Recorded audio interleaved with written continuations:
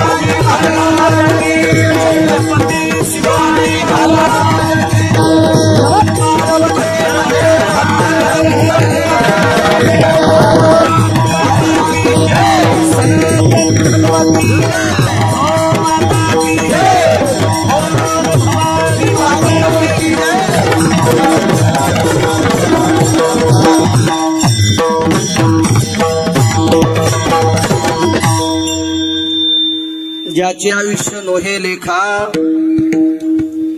तेही देखा निमाले इतराचा पाडकून नेमिले जान न चुकेती आणिले देवसने साच देणे तयाचा प्रकार इतराचा पाडकून नेमिले जान न चुकेती शरण एका जनार्दनी करी विनवणे सर्वाशी इतराचा पाडकोन नेमिले जान न चुकेते नमो विठ्ठला राजया पांडुरंगा नमो रुक्मिणी माऊली ज्ञान गंगा नमो पुंडलिका नमो चंद्रभागा नमस्कार माझा रुक्मिणी पांडुरंगा पांडुरंगा करो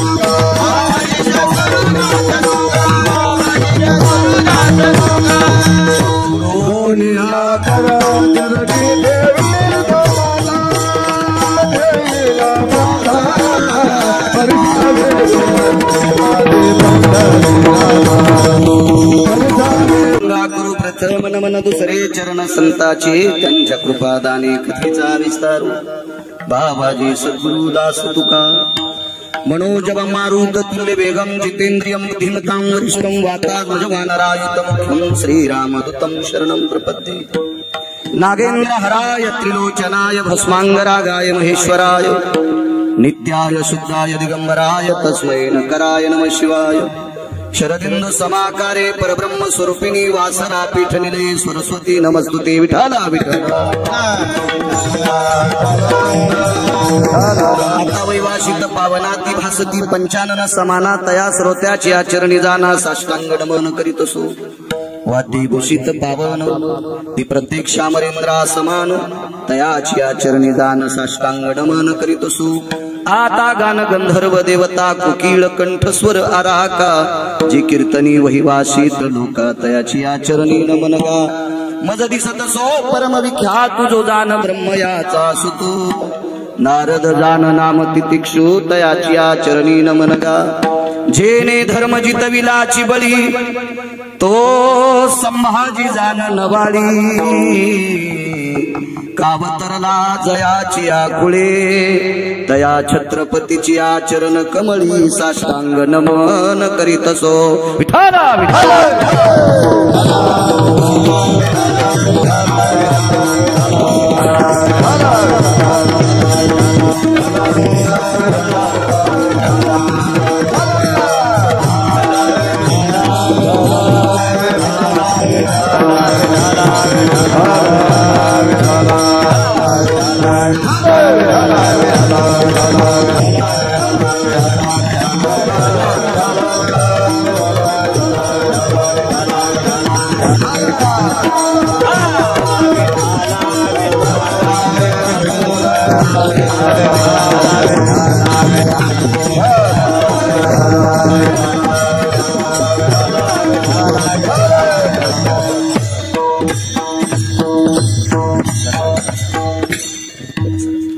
आता विनोबा गेला शिनी जे चातुर्यार्थ कला कामिनी ते श्री शारदा विश्वमोहिनी नमिनिमिया नदी दिव्य गोदा तटीचा विलासी सदा प्रिय जो सज्जना वैष्णवासी जया वर्णिता प्रेमात्यंत चित्ता नमस्कार माझा श्री गुरु एकनाथा आवाज करा देव तुमचं चांगलं करेल करा थोडासा आवाज करा करा करा करा करा वाढवा वाढवा करा याचा विको कमी करा बेस कमी करा कडक आवाज करा चांगला छानसा करा वा वा वाढवा वाढवा वाढवा रडेशिवाय माय पाजित नाही तुम्ही कसे वाढताल विठाला विठाला विठाला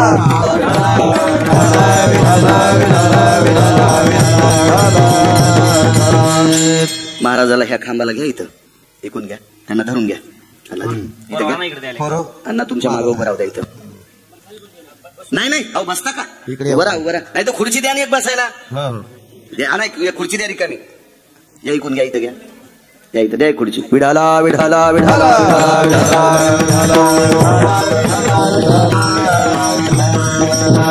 ज्याचे आयुष्य नोहे लेखा तेही देखा निमाले इतराचा पाड कोण नेमिले जाण न चुके ते प्रस्तुत प्राप्त प्रसंग निवडलेला अभंग विश्वमान्य विश्वभूषण विश्वाधिकार विश्वप्रिय देवमान्य शास्त्रमान्य शांतीब्रह्मनाथ बाबा यांचा प्राप्त प्रसंगी निवडलेला अभंग विठाला विठाला प्राप्त प्रसंगी निवडलेला अभंग माझ्या पैठणच्या मालकांचा आहे मालक मोठं गोड सांगतात ज्याचे आयुष्य नो हे लेखा तेही लेखा निमाले वाक्य हे चांगल्या माणसाचं ग्राही धरले जाते. भंगिरे कोण्याही क्षेत्रात बोंबलू द्या, त्यांची विश्वात कोणीही दखल घेत नाही. भंगिऱ्यात चांगलं जरी बोंबलला तरी लोक त्याच्यावर विश्वास ठेवत नाहीत, आणि भंगिऱ्या वाईट जरी बोंबलला तरी त्याच्यावर विश्वास ठेवत नाहीत. विश्वास चांगला आणि वाईट हा चांगल्याच माणसावर ठेवत असतात. शांतीब्रह्म एकनाथ महाराजांच्या शब्दावर विश्वास भिडे महाराज याच्या करता आहे की पंढरपुरातला मालक 36 वर्ष त्यांचे धोत्र धुवाला होता. याच्या पलीकडे सांगू, आदराने मला बोलीला असेल आज, अण्णा जर म्हणले महाराज आमचा 1 घंटा दरोजा सांभाळा तर किती मिरच्या लागते गिरगाव करायला. पण ब्रह्मांडाचा मालक 36 वर्ष वाचमन होता. दत्त चोपदारी करीत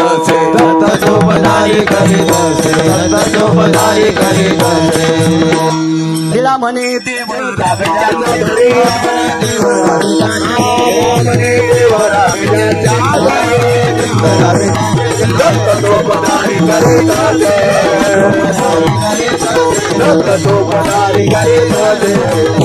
माझे निळोबाराय नमूद करतात, बार्त्रिक 36 वर्ष विटेवरच्या मालकाने रिकाम्या वेळात नाथांच्या घरची वाचमनकी केली. जिजा वाचमनकी 36 वर्ष. सकाळी पहाटे स्नान आटपली की गिरजा काकींचं लुगडं पितांबर म्हणायचे आणि नाथांचं धोत्र पंढरपुरातला मालक धुतात. अधिकार किती मोठा असेल कल्पना करा. आणि एवढ्या मोठ्या माणसांचं वाक्य, ज्याची आयुष्य नोहे लेखा तेही देखा निमाले. ज्यांचा आयुष्याचा आकडा आतापर्यंत कुणाला लिहिता आला नाही अशी माणसं जाऊ शकतात. वितराचा पाडकोन. आपलं आयुष्य आहेच किती, आपल्याला 100 वर्षाचं सांगितलंय, त्याच्यात बऱ्यापैकी बाल, रोग, क्षय, पीडा, माथारपण वगैरे वगैरे वगैरे सगळ्या गोष्टी आल्या. शतगणिले ते अर्ध रात्र खाय. अर्ध झोपीत गेलेलं आहे, तारुण्याच्या मुसमुशीत गेलं. शेवटचा टप्पा म्हातारपणात आजार, नाना प्रकारचे रोग याच्यात गेलं. आणि मधला काळ कमवण्यात प्रपंच त्याच्यात जातो. 100 वर्षाचं आयुष्य. ज्याचं आयुष्य लिहिता येत नाही ती जातात. इतराचा पाड कोण नेमिले जाणं न चुके. ते ठरलेलं चुकत नसते. माणसं उग म्हणत असते काय करावं. आजार आमच्या लक्षात आलता पण अँब्युलन्स भेटली नव्हती. मूर्खपणाचं टोक आहे. अँब्युलन्स भेटली पण डॉक्टर हजर नव्हते. डॉक्टरही हजर होते पण मेडिकलमध्ये इंजेक्शन नव्हतं. इंजेक्शनही होतं, डॉक्टरही हजर होते, अँब्युलन्सही भेटली. याचं आयुष्य संपलतं. विठाला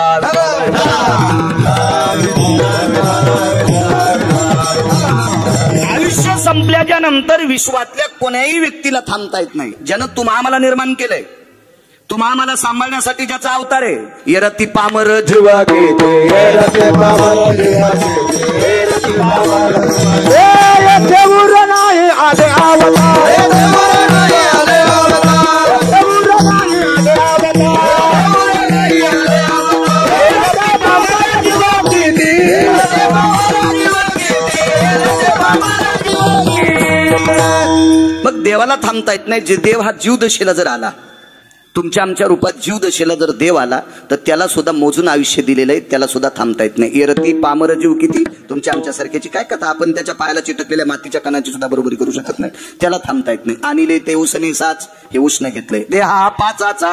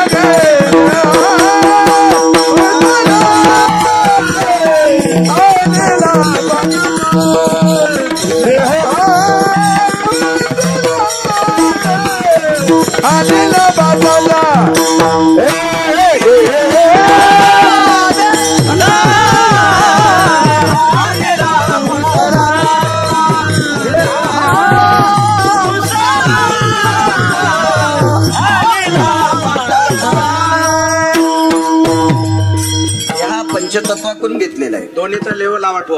आणि ले ते उसने साच देणे तयाचा प्रकार ध्वनी पद्य कसरत लावा.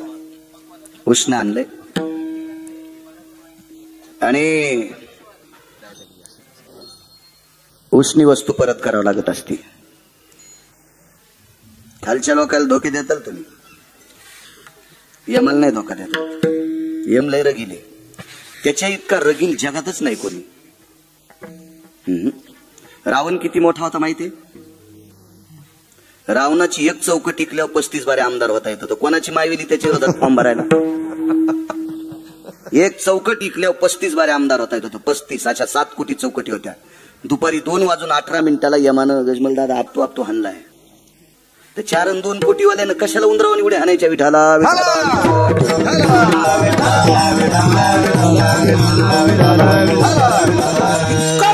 इतका रगेल, किती रगेल सांगू तुम्हाला.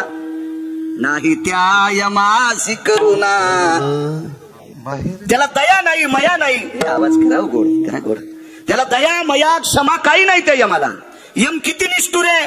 जन्मले ते बाळा, जन्मले ते बाळा, जन्मले ते बाळा, जन्मले ते बाळा. त्याची वाट पाहे काळ, त्याची वाट पाहे काळ, त्याची वाट पाहे काळ,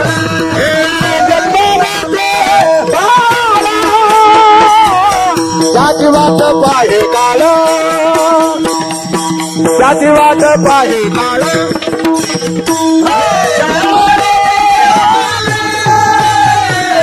त्याची वाट पाहे काळ, त्याची वाट पाहे काळ. जन्मले ते बाळ त्याची वाट पाहे काळ. म्हणजे यमाला निष्पाप, जन्माला आलेले लेकरू निष्पाप असते. ते कोणाला शिवी देत नाही, कोणाला वाईट म्हणत नाही, त्याला आपलं तुपलं कळत नाही, काही विषय नाही. मग अशा अवस्थेत असलेल्या बालकाला सुद्धा यम दया करत नाही. जन्मले ते बाळ त्याची वाट पाहे काळ. यम इतका निष्ठुर आहे. आणि का द्यावं लागतंय उष्ण? आपण खालच्यांना धोके देऊ. एक जण म्हणला, मी एका बाईनं सांगितलं, मी आमच्याकडून 1 शेरभर पीठ आणलं, तिचं दिलं नाही. नको देऊ तू, याच्यानंतर तुला ती बाई पुन्हा उष्ण देणार नाही. पण यमाचं नाही व्हिडिओ महाराज ठेवता येत. यम इतका रगिले, इतका रगिले. पंढरपुरातल्या मालकानं हे पंचतत्वाकून आपल्याला शरीर दिलं, सांभाळायला यमाकडे दिलं. किती रगिले सांगू तुम्हाला. दात पडव का होत नाही, पण घेऊनच जात आहे. देह हे काळाचे, धन कुबेराचे,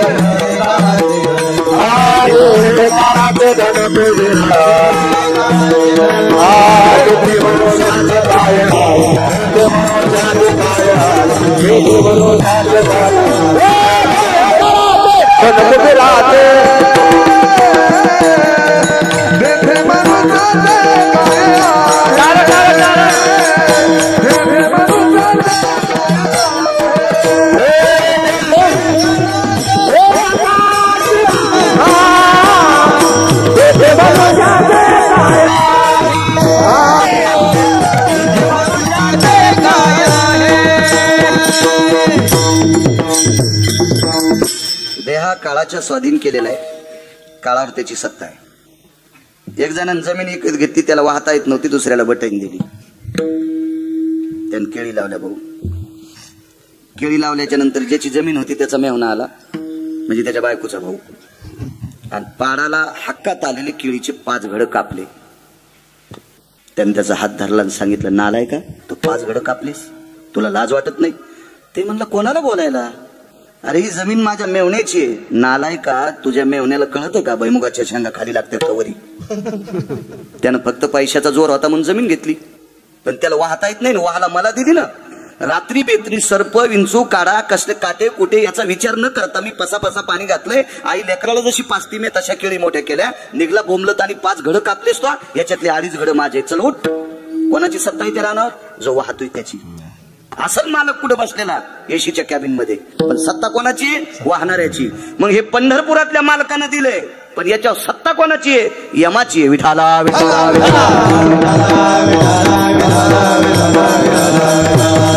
म्हणे उष्ण परत करावं लागते. आणि ले ते उसने साच देणे तयाचा प्रकार. शरण एका जनार्दनी करे विनवणी सर्वाची. शांती ब्रह्म एकनाथ महाराज मी विनंती करतो, तारुण्याचा मद असेल, संपत्तीचा मद असेल, ही क्षणाची सावली आहे. त्याच्या मनात आल्यावर आवाचा रंकाचा राव होतोय. 400-400 एकरवाले माणसं शेवटच्या टप्प्यात दुसऱ्यानं ओढून टाकलेल्या बिडीचे दुणके ओढत होते. असे महाराष्ट्रात फार पाहिले नाही. 4200 गाव रात्रीच्या माझे पूर्ण झालेत. एकदा गेलेलं गाव, इतके गाव पाहिले आपण. का गोळ्या संपल्या म्हणून थोडं फिरलो होतो. तर 400-400 एकरवाले शेवटी मरताना मारुतीच्या मंदिरात मेले. त्यानं बिड्याचा नाद असल्यामुळं लोकांनी ओढून टाकलेल्या बिडीला आपल्याकडे दहिल्या म्हणतात. असे दहिले ओढे त्यानं, दहिले दहिले दहिले. हे त्याच्या मनात आहे. लक्ष्मी हे संपत्तीचं पूत आहे. लक्ष्मी हे खसखशीचं पोत आहे. खसखशीच्या पोतं एक जणांना विकत घेतलं, गाडीत टाकलं, हमालानं सांगितलं, दादा मला हमाली द्या. 4 आणि हमाली होती, पण फुगीर होतं घेणार, फुगीर होतं. ते म्हणला पुढच्या बाजारी देईन. हमालाची बवणी होती आणि दिली नाही. काय नाही केलं त्या हमालानं, फक्त खसखशीच्या पोत्याला दाबण टोचलं. शेलूतून बैलगाडीत पोतं इथं देवल्यात आलं आणि देवल्यात मालकानं सांगितलं, अरे पोतं उचलून घ्या रे. तर गडी म्हणला, मालक कटाचे नुसता. देवल्यापासून शिरूपस्तूर बॅटऱ्या लावल्या, खसखशीचा दाना दिसला नाही आणि पोत्यात थांबला नाही. याच तर नाव लक्ष्मी. ती कव्हा येईल कव्हा जाईल. ही आल्यावर जरा हिशोबात वागलं का त्याची टिकत असते. विठाला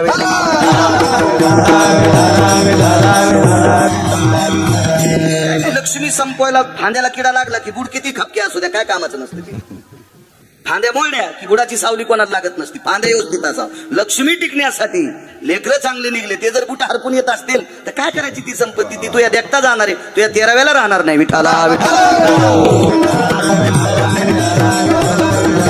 मी म्हणत नाही, म्हणून पैठणचे मालक म्हणतात, शरण एका जनार्दनी करी विनवनी सर्वासी. म्हणून शांती ब्रह्म एकनाथ महाराज सांगतात, जरा हिशोबात वागा, सावध वागा. साधा सोपा सरळ अभंगाचा अर्थ झालं कीर्तन. विठाला विठाला. आजच्या कार्यक्रमाचं औचित्य पुराणाच्या प्रणालीनुसार आजच्या कार्यक्रमाला उदक शांती विधी म्हणतात. नाव लक्षात असले पाहिजे. आपल्याकडे गोडपाटा म्हणजे आजच्या दिवशी 13वा झाल्याच्या नंतर गोड नैवेद्य असतो, अशी प्रणाली म्हणून आपण त्याला गोडपाटा म्हणतो. पण शास्त्राची भाषा याला उदक शांती विधी म्हणतात. फार काही दुसरा शब्द झाला तर त्याला गंगा पूजन असं म्हणतात. आपण गोडपाटा किंवा गोड जेवण आपला पट्टाच असतो, काही पण बोलायचा. विठाला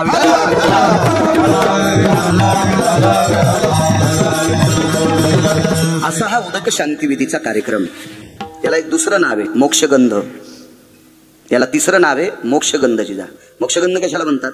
आजच्या तिथीला 13वा आटपल्याच्या नंतर सगळ्या लोकांना स्नान करून आपोआपल्या देवघरातल्या देवांना गंध लावून आपल्याला लावता येतो. बऱ्याच वेळेस अशी प्रणाली सुतक फिटल्यावर गंध स्वतःला लावतात, पण देवाला लावण्याचा अधिकार आपल्याला नसतो. आजच्या उदक शांती विधीच्या दिवशी गंध मोक्ष नावाचा विधी म्हणतात. आजच्या दिवशी देवाला नैवेद्य किंवा देवाला गंध लावता येतो म्हणून तिसरा विधी गंध मोक्ष. अजून 4 येतं, पण 3च लक्षात ठेवा. सगळ्या गोळ्या खाल्ल्यावर रिएक्शन येत असते. विठाला आणि तो गंध मोक्षाचा उदक शांती विधीचा गंगा पूजनाचा कार्यक्रम स्वर्गीय वैकुंठवासी नामनिष्ठ एक उत्कृष्ट प्रकारचे नामधारक आणि पंढरपूरच्या मालकावर, आळंदीच्या मालकावर, देहूच्या मालकावर आणि पैठणच्या मालकावर जीवापाड श्रद्धा असणारी व्यक्ती स्वर्गीय उत्तमरावजी दादा विश्वाच्या मालकाच्या सानिध्यात विलीन झाले. किती निष्ठा देवावर, किती निष्ठा. भाऊ तुम्ही बऱ्याच वेळेस म्हणला असताना 4 धामला चला, खूप वेळेस म्हणला असताल तुम्ही चला 4 धामला, नाही गेले नाही. दादांचं ते वाक्य आठवल्या वैकुंठवासी स्वर्गीय साहेबराव महाराज सोनोटीकरांचं वाक्य आठवलं. मी लहान असताना ते कीर्तनात मला म्हणले, बाळू घरी बसायचे, आमच्याकडे पांचाळाच्या बैठकीत असायचे. ते मला म्हणायचे, बाळू नवरात्रीतला घट जरी बांधायचा तर त्या घटावर पांडुरंग बांधायचा, त्या घटावर रुक्मिणी आई साहेब मांडायची. इतकी ताकद असायची, एवढी श्रद्धा. आपुला तो एक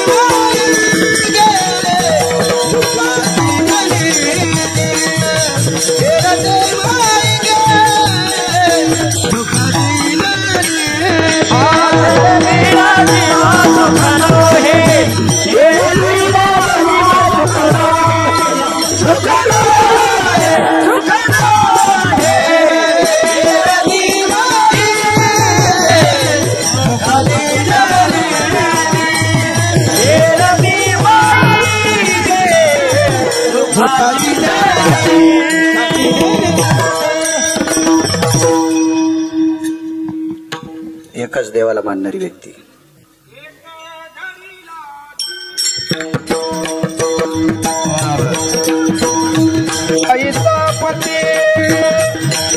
आम्ही रखुमाईचा पती, आम्ही रखुमाईचा पती, आम्ही रखुमाईचा पती, आम्ही रखुमाईचा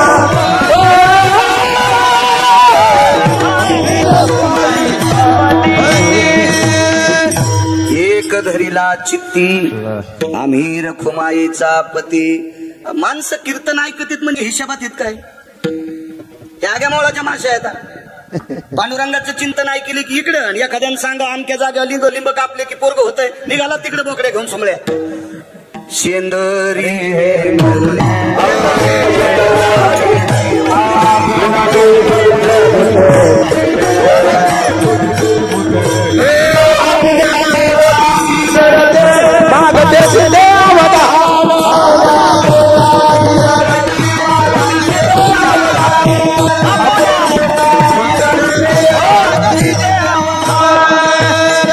शेंदरी हेंदरी दैवते कोण पूजी भूते केते.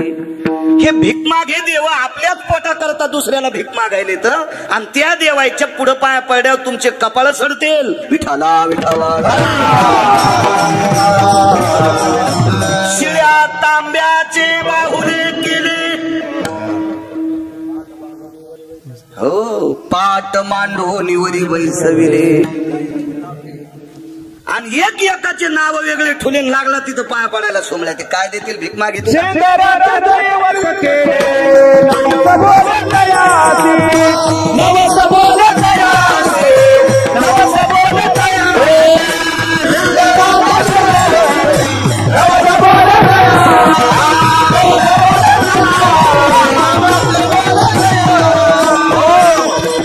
सिंदराचे दैवत केले नवस बोले तयासी. काय अर्थ आहे त्याला? संप्रदायावर वारकरी संप्रदाय दादाची निष्ठा होत नाही. आम्ही गावो विठोबाचे नाव, आम्ही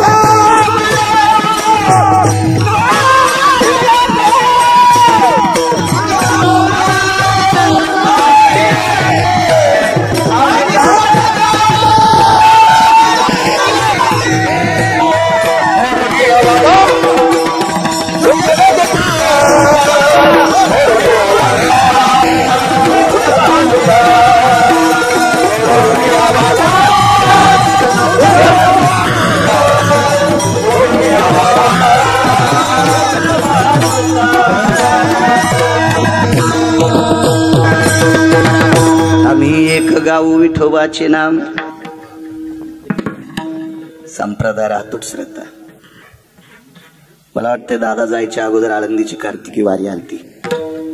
मी भाऊंना म्हणलं, हॉस्पिटलमध्ये भेटलो मी, आपण म्हणलो त्या दिवशी दादाला भेटायची यायची इच्छा होती, पण कीर्तन 2-2 असल्यामुळे नाही येता आलं. त्या दिवशी वारीत म्हणले, पळड्या पळड्या पण अन्नाल म्हणत होते, तू जाय रे आळंदीला, तू जाय रे आळंदीला. इतकी श्रद्धा.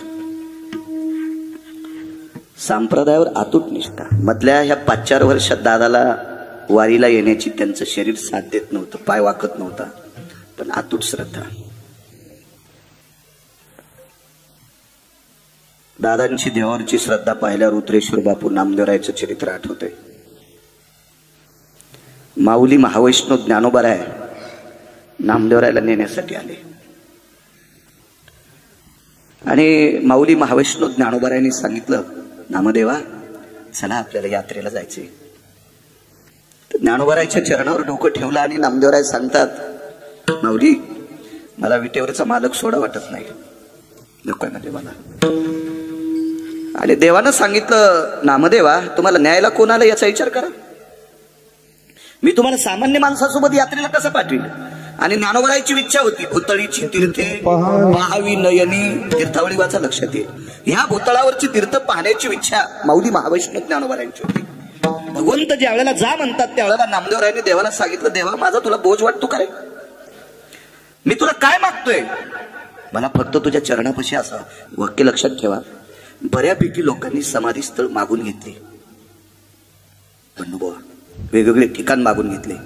नामदेवरायांनी देवाच्या पायावर डोकं ठेवून सांगितलं, मला कुठंच समाधी देऊ नकोस, तुझ्या पायरीला देऊन टाक. नाम म्हणे आम्ही पायारीचे तेरे, पायारी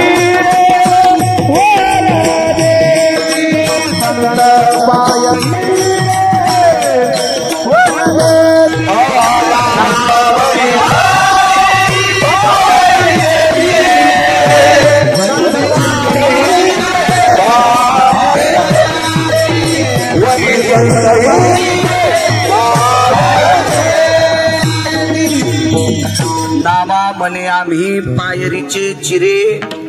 संत पाय, संतांचे पाय आमच्यासाठी हिऱ्याचं पूजन आहे. संतांचे पाय म्हणजे हिरे. देवा तुझ्या दर्शना करता येणारा वारकरी त्याचे ते पाय नसून माझ्यासाठी हिरे असतील. इतकी नामदेवरायची निष्ठा, तितकी दादांची या चारी धाम कोणते, पंढरी, पैठण, आळंदी आणि देहू हेच पैठण. मला एक गाणं पाठ नाही पण आठवलं एके दिवशी. गान सम्राट प्रल्हाद शिंदेनं गायलेले एक गाणं होतं, मला चारी धाम दाखवू नकोस, तूच माझा श्याम रे, तूच माझा राम रे, तूच माझा श्याम रे, तूच माझा राम रे. त्याच्या मागचा तुकडा आहे का मोबाईलवर? मोबाईलवर सापडेल तुमच्या. माझं नशीब फुटकंय, मला मोठा मोबाईल नाही पण तुम्हाला आहेत ना, त्याच्यावर पहा. नको दाऊ चारी धाम, मला कशाला ते चारी धाम दाखवतो, तूच माझा श्याम रे, तूच माझा श्याम रे, तूच माझा राम रे, तूच माझा राम. चांगली व्यक्ती होती. माझ्या लहानपणी परमार्थिक, ज्याला काही आम्ही लहान असताना गंध नव्हता, त्या लग्नात कॅसेटी प्रल्हाद शिंदेच्या लावायची. तर हे असे भावगीत वगैरे ऐकायला भेटायचे की एका गानक्षेत्रातल्या व्यक्तीनं सुद्धा तुम्हाला संबोधावा की आपला विटेवरचा मालक चारीधाम आहे. आणि कोण म्हणतंय चारीधाम नाही? 33 कोटी देवता तर आपल्याला बघू शकत नाही. तीर्थे किती आहेत? 360 आहेत. तुम्ही चारीधाम केले पाहिले का? 360. पण इथं ज्यांनी ज्यांनी पंढरपूरला प्रदक्षिणा केल्या त्याला 360 तीर्थ घडे. सांगा तारावरची पाट, तीर्थे घडाले तीर्थे जात, तीर्थे घडाले तीर्थे जात, तीर्थे घडाले तीर्थे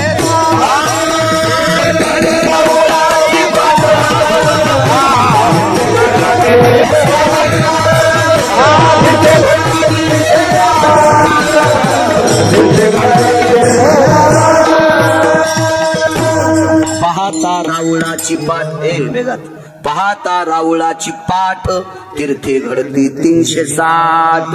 नुसतं आकाश पंढरपुरातल्या मालकाच्या मंदिराची पाठ पाहिली की 360 तीर्थ गेल्याचं पुण्य. याच्या पलीकडे सांगू का? नुसतं सकाळी 4 वाजता स्नान करून दत्त घाटावर जर बसला तर सगळ्या देवाची दर्शन. सुरवराची दाटी उभी जोडून हात, 33 कोटी देवता तिथे स्नान करून लोहदंड तीर्थ स्नान करून वरी जातात. आपली योग्यता असावा, आपण ते मानावा. आपल्याला तितक्यात ते देवतेचं तीर्थाचं दर्शन घडतंय. ही पंढरपुरातली ताकद. आणि त्या पंढरपुराच्या अधिष्ठानावर दादांची अतूट श्रद्धा, अतूट श्रद्धा. स्वर्गीय उत्तमरावजी दादा विश्वाच्या मालकाच्या सानिध्यात विलीन झाले. दक्षिणेच्या मालकाचा निरोप आला, जाऊ लागलं. त्यांच्या पश्चात आदरणीय त्यांचे सुपुत्र माऊली अण्णा, त्यांना नातू आहेत डॉक्टर संजयजी, दादांना बंधू निवृत्ती आप्पा, दादांना पुतणे भरत गुरुजी आदी करून सगळे बंधू, गोडसा परिवार. माझ्या या मी कलश स्थापनेच्या वेळेला ज्या वेळेला आलो त्यावेळेला नानांच्या मळ्यात आलते दादा आणि शिवाजी भाऊ. इथे एका गावाला कीर्तन ऐकलं आणि ते भाऊंना म्हणले. त्याच्यानंतर खूप वेळेस शेलोला यायचे. माझ्याकडे आदरणीय तनपुरे महाराज असायचे. ते त्यांचे भाचे पण जावाई पण आहेत. दादा भेटून गेल्याच्या नंतर मला तनपुरे महाराज म्हणायचे, महाराज तुमच्यावर किती श्रद्धा. मला एका स्टीलच्या डब्यात 4 लाडू घेऊन यायचे. असं किमान 10-15 वेळेस तरी जिजा झाला असं लाडू घेऊन यायचे मला. अतूट श्रद्धा. एक पुन्हा प्रसंग सांगतो. रवी मोगल त्या प्रसंगाला साक्षी होता. आपण एक गाथा पारायण केलं भाऊ शेलूला. त्या गाथा पारायणामध्ये एक भजन्या तंबाखू खात होता आणि त्यानं चुन्याची डब्बी आणि ते तोटा गाथ्यातच ठुलता. दादा खुर्चीवर बसून गाथा वाचित होते. त्यांच्या बाजूला पाटोद्याच्या कौशल्या काकी होत्या आणि काकीनं दादाला सांगितलं त्याच्या गाथ्यावर तोटा आहे. दादानी त्याला दिलेली शिवी मी माईकवर नाही सांगू शकत. माईकवर सांगू शकत नाही.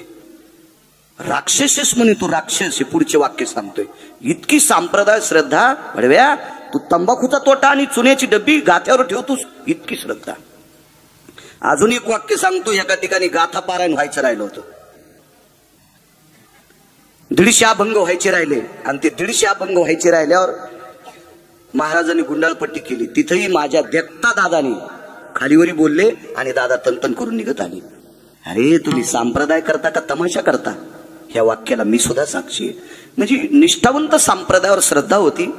असं म्हणायचं नाही दादा आपण पक्वाद वाजवतो म्हणजे मोठे आहेत, कोणी गायन करते म्हणजे मोठे, मी कीर्तन करतो म्हणजे मोठे नाही. या लोकांत असे काही लपलेले हिरे येतं की आपल्या तिघांनाही मातीत घालतील. इतकी मोठी मौल्यवान लोक आहेत.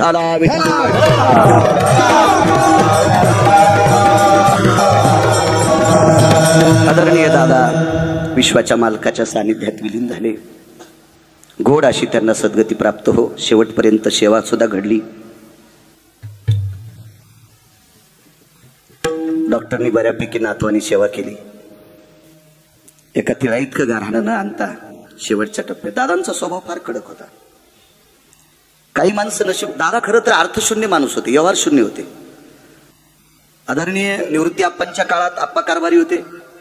काही संबंध नाही. वारीला चालले पैसे पाहिजे द्या, कुठं जायचं पैसे पाहिजे द्या, आहेर घ्यायचा पैसे पाहिजे द्या, कपडे घ्यायचे पैसे पाहिजे द्या, आमच्या महाराजाला कपडे करायचे पैसे पाहिजे द्या. मी डॉक्टरच्या लग्नाला आप्पा तुम्ही माझ्यासाठी 15 मिनिटं लग्न थांबिलं. त्यावेळेला निघत असताना माझा हात पकड आणि तिथंच अण्णाला बोलत होते, अरे अण्णा महाराजाला पैसे मिळून दादा तुमच्या आशीर्वादानं हाऊत भरून चाललाय माझा, काळजी करू नका, मी देवळ्यात आल्यावर आहेर करील. साक्षीला होते तुम्ही तिथंच होता. इतकी श्रद्धा संप्रदाय. म्हणजे आप्पांच्या काळात, निवृत्ती आप्पांच्या काळात ज्या वेळेला कारभार होता त्यावेळेला दादांनी जे लागेल ते मागायचं आणि कालांतराने कारभार सरळ अण्णांच्या हातात आला. व्यवहार शून्य माणूस, अर्थशून्य माणूस, पण एक पैशाची कमी पडली नाही. अशी माणसं काही नशीबो घेऊन येत असतात. आमच्या गिरगावचे आदरणीय शेषरावजी पाटील तुम्ही पाहिलेले आहेत. पण जीवनभर आयुष्य गोड जगलो. त्यांच्या तोडीत मला दादा वाटतात काही नाही, काही समज नाही. गेले येडा करायला जाते, याला बोलते त्याला बोलते, या गड्याला दोन किती आमकं करते, हेच करत राहिले. खिशात बंडलं घेऊन जीवनात कधी फिरलेला माणूस नाही. पण गोड झालं, शेवटपर्यंत गोड झाला. माणसाचा शेवट गोड झाला पाहिजे.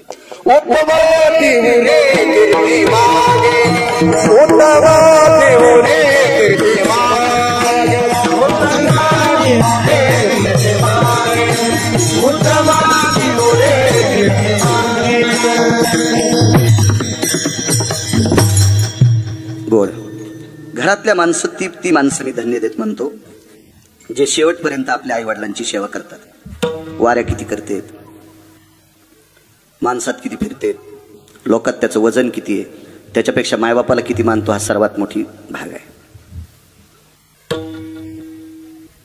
मी त्या दिवशी हॉस्पिटलमध्ये भेटायला आलो तर मी म्हणलं आप्पांना, दादा आता इथं ठेवायच्या योग्यतेची नाही तर. पण निवृत्ती आप्पांनी सांगितलं, अरे आपण घरी इतकी देखरेख करू शकत नाहीत, हॉस्पिटलमध्ये प्रत्येक वेळेला सगळ्या गोष्टी असतात, म्हणून गायकवाड साहेबाची इथं बऱ्याच दिवस ठेवलं. की एक श्रद्धाळू माणसं, आपल्या घरातल्या ज्येष्ठ माणसावर अतूट प्रेम करणारं कुटुंब, आई वडिलावर श्रद्धा. माझं मत एखाद्या वेळेस देवाच्या पाया नाही पडला तरी चालेल. युट्यूब चालू आहेत, कितीतरी कॅमेरे चालू आहेत, मला कोणीतरी विचारणार आहे की बाळा तू कशाच्या आधारावर बोलतोस. कधी कधी देवाचं दर्शन नाही घेतलं तरी चालेल, पण आई वडिलाचं दर्शन घेणारा सर्वात पूजनीय आहे. आई वडिलांचा आदर करणारा. याच्या पलीकडे सांगू का बापू, प्रमाण असू द्या. माझी तुकोबारा इतकी मोठी, माझी म्हणजे आपल्या सगळ्यांची तुकोबारा इतकी मोठी होते, पण तुकोबारा त्या माणसाचे नमस्कार करत होतात. नमो त्या माता पित्याचे पालन आणि नमो त्या वचन सत्यवदे. आई वडिलांचं पालन करणाऱ्याला तुकोबाराय सुद्धा नमस्कार करतात. त्यात मोठी किती असते आई वडील याचा विचार करा. सगळ्यात मोठं नाविन्य ते असते. दादांची सेवा शेवटपर्यंत झाली. त्यांना गोड अशी सद्गती प्राप्त हो विश्वाच्या मालकाच्या चरणी प्रार्थना करतो. तारखेच्या संदर्भात बघू आप्पा बसलेले होते. तर ते आप्पांनी फोन लावायला लावला. मी रात्री आण्याच्या तिकडं होतो भीमाशंकराच्या पायथ्याला. आणि बापू सुद्धा तुम्ही सोलापूरच्या पुढे होते. थोडा वेळ झाला. माझी मानसिकता होती नकोय, पण आग्रह धरला. मलाही येण्याचा योग आला. माझ्यावर अतूट प्रेम करणारी व्यक्ती दादा, एक वारकरी संप्रदायातलं रत्न, अशा नाविन्यपूर्ण महात्म्याच्या उदक शांती विधीला मला कीर्तन करण्याचा योग येतोय. माझं महत् भाग्य. रात्री सद्गुरू रंगनाथ स्वामींची पुण्यतिथी होती. भगवान महाराज त्या पुण्यतिथीला आज 17 लाखाची आमटी असती. 17 लाख रुपयाची आमटी. 35 वर्षाच्या आमटीचे नारळ उचलले. 17 लाख. आता पुढच्या वर्षी पुन्हा लागतील. तिच्यात फक्त लसण आणि कांदा नसतोय. 17 लाख रुपयाची आमटी. ती 75,000 लिटर आमटी करावी लागती. काल आई वडिलांच्या आईची 65वी आणि वडिलांची 75वी पूर्ण सप्ताह एका दिलीप शेठ म्हणून आहेत, त्यांनी तो सप्ताह आपलासा करून घेतला. मला महाराजांच्या पुण्यतिथीचा सप्ताह माझ्या आईच्या 65 निमित्ते आणि वडिलाच्या 75वी निमित्ते हा सप्ताह करायचा आहे. तर 75,000 लिटर आमटी आणि भाकरीचा नियम आहे. तिथं परंपरा आहे. आपल्या घरात जर 10 माणसं असतील तर 10 किलोच्या बाजरीच्या भाकरी आणि 1 किलो देवाचं पीठ. 10 माणसं असतील तर 11. मग जन्माला आलेल्या लेकराची पण 1 किलोच्या भाकरी. अशा घरातली तितकी लोक आणि 1 किलो देवाच्या अशा भाकरी, अशा बाजरीच्या भाकरी 127 क्विंटलच्या होत्या ह्या गावातल्या. आणि पंचकृषीतले लोक सुद्धा इथे रात्री कीर्तन होतं. काय अधिकारी लोक संप्रदायात ज्यांनी आपलं जीवन व्यतीत केलं आणि नावाचं गाव आहे ते तिथे कार्यक्रम. आपणचा आग्रह होता. फोनवर बोलत होते नृत्य आपण. चला येण्याचा योग आला. माझंही महत् भाग्य. उपस्थित सर्व श्रोत्यांच्या चरणी विष्ट मित्र सज्जन सखे सोयरे धायरे या कुटुंबावर प्रेम करणारे तुम्ही सर्व सात्विक मंडळी, तुमच्या चरणी गिरगावकराचा नाक घासून प्रणाम. दोन्ही मृदंगाचारी. मृदंग क्षेत्रातलं हे सोनं आहे. मला तुम्हाला आजच पाहिले मी, म्हणून क्षमा असावी. पण उमरदला पहिली भेट झाली ती दादा तुझी. इतका माशीच्या अशा पंखासारखं चंचळ वाजवायला. पण आजच्या दिवस आता धकून घे. मला कळतंय दुःख तुझं, धकून घे. गोड आहे. उत्तरेश्वर बापू वांगीकर प्रमाणाचा बादशाह, जुनाट वारकरी संप्रदायात रत्न आदरणीय आमचे भगवान महाराज विसातकर, आदरणीय हरिभक्तीपरायण आमचे सागडे महाराज, आदरणीय बंडू महाराज, आदरणीय तुम्हाला माहित नाही आवाज गोड आहे त्यांचा, रामदास महाराज, गोड आवाज आहे. आणि या परिसराला वारकरी संप्रदायात लाभलेलं गायन क्षेत्रातलं तज्ञरत्न आदरणीय आमचे जिजा असतील त्यांनाही प्रणाम. सगळी विद्यार्थी मस्तक माझा पायावरी या वारकरी संतांच्या. छान पांढरे शुभ्र कपडे. तुम्ही बी पांढरे शिवीजारे मदन भाईवानी घाली जाऊ नका. विठाला विठाला. सर्व विद्यार्थ्यांना साष्टांग प्रणिपात. दादा सोबत बराच तुमचा महाराज काळ गेला. संप्रदायात दादा कधी म्हणायचे आम्ही बिडे महाराज आम्ही आता देहूला चाललो असं दादा सांगायचे. त्या दिवशी दादांच्या आतमध्ये पार्थिव ठेवल्याच्या नंतर 3 अभंग म्हणण्याचा योग आला. त्यावेळेला तुमची भेट झाली. मला कीर्तन होतं. आदरणीय बिडे महाराज असतील, आदरणीय आमचे सातोनकर आकात महाराज असतील. ज्ञानेश्वरी पूर्ण कंठस्थ. तेव्हा ज्याच्या गावाला गंगा त्याच्या गुडघ्याला सांगा. बऱ्याच वेळेला जवळची रत्न कळत नसतात. पण ज्ञानेश्वरीची होई म्या महाराजांना 4 वर्ष सांभाळलं म्हणजे त्यांना माझ्याविषयी आवड होती, मला त्यांची आवड होती. असं कधीच नव्हतं. कधी त्यांच्या मुलांनी फोन केला की असं वाटत नव्हतं की तनपुरे बाबा माझ्याजवळ नाहीत. अतूट श्रद्धा माझ्यावर. ज्ञानेश्वरी पूर्ण पाठ. आदरणीय आता लाभलेले आमचे माणिक महाराज, सध्या संस्था देवला पुनर्वसनला आहे. महाराज तुम्हाला सुद्धा प्रणाम. महाराज तुमचं नाव ओंकार महाराज असेल. वा वा आपल्या तिथं का? वा वा छान. मला दादा नाव माहित नाही रे. माऊली गोड मृदंग क्षेत्रातलं तज्ञरत्न साऊंड सिस्टीमवाले तुम्हाला सुद्धा धन्यवाद. विठाला विठाला. ज्याचे आयुष्य नव्हे लेखा तेही देखाने माले. महाराज आयुष्य संपल्याच्या नंतर पैशाची गोष्ट सांगायचीच नाही. माझ्याकडे इतके कोटी होते तू मुकाड्या बस. लय झालं तर पप्प्याच्या माईला सांग. यम काही तुझ्या काय बापाची जागिरी नाही. यम पैसा ऐकू तू म्हणून काही विषय नाही. पद असेल पदावाल्यानं सुद्धा शहाणपणा करायचा नाही. मग तेथे नचले काही कथा समाधान आहे पुढे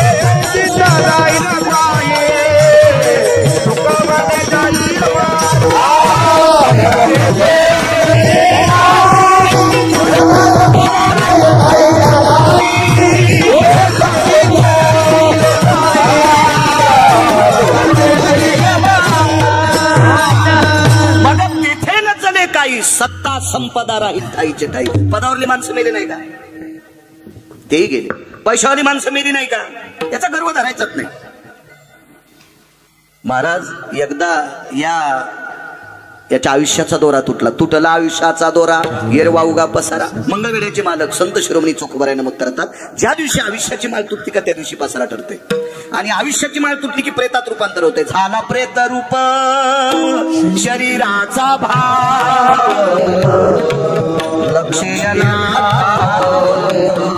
स्मशानाचा देवने निजविती स्मशानी देवने निजविती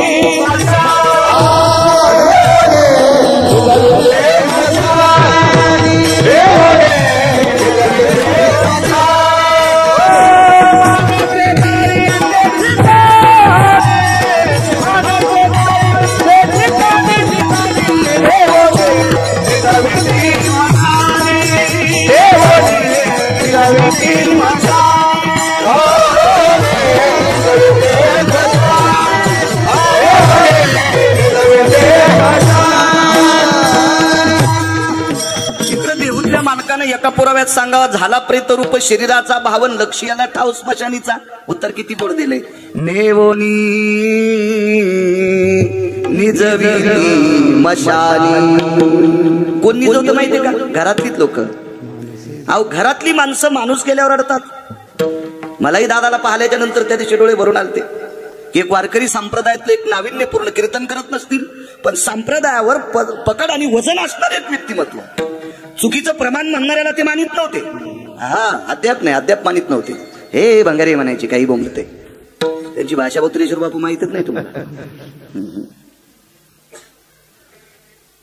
अशी एक व्यक्ती गेल्याच्या नंतर माझ्याही डोळ्यात पाणी आलं. खरं तर त्यांचं वय जाणं अत्यंत गरजेचं आहे. दादासारख्या वयातला माणूस जाणं दुःख मानणं चुकीचं आहे. कारण अशा वयातली माणसं गेल्याच्या नंतर त्यांच्या जाण्यानं अधिकारी लोकांना ती पोळी वाटत असते.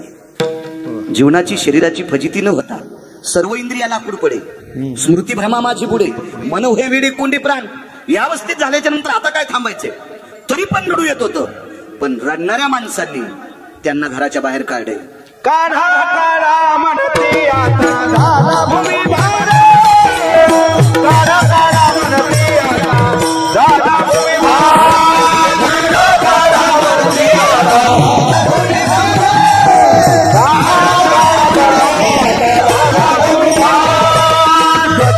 भूमी भार. ऐसा करी ती झाले. म्हणते आता झाला भूमी भार.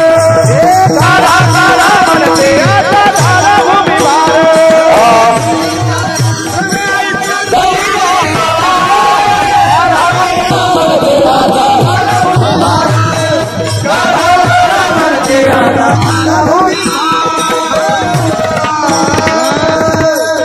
महाराज आपण त्यांच्या प्रीतीर्थ भजन म्हणलं, पण आपण भजन म्हणत असताना जांभळीच्या कोपऱ्यापाशी लाकडं तोडून तिरडी बांधायचं काम चालू होतं. कोण बांधत होतं? आपणच. काढा काढा म्हणती याचा झाला भूमी भार. सगळे लोक विचार करतात. मग नेवोनी निजविती मशानी, नेवोनी निजविती मशानी, मानसे चालली या ठिकाणी. आपण विचार केला का एवढं मोठं घर बांधलंय? स्मशानी देवोनी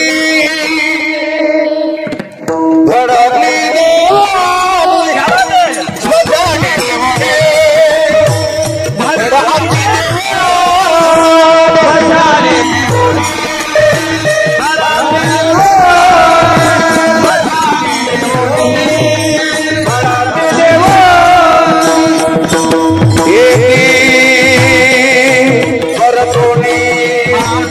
सका परतोने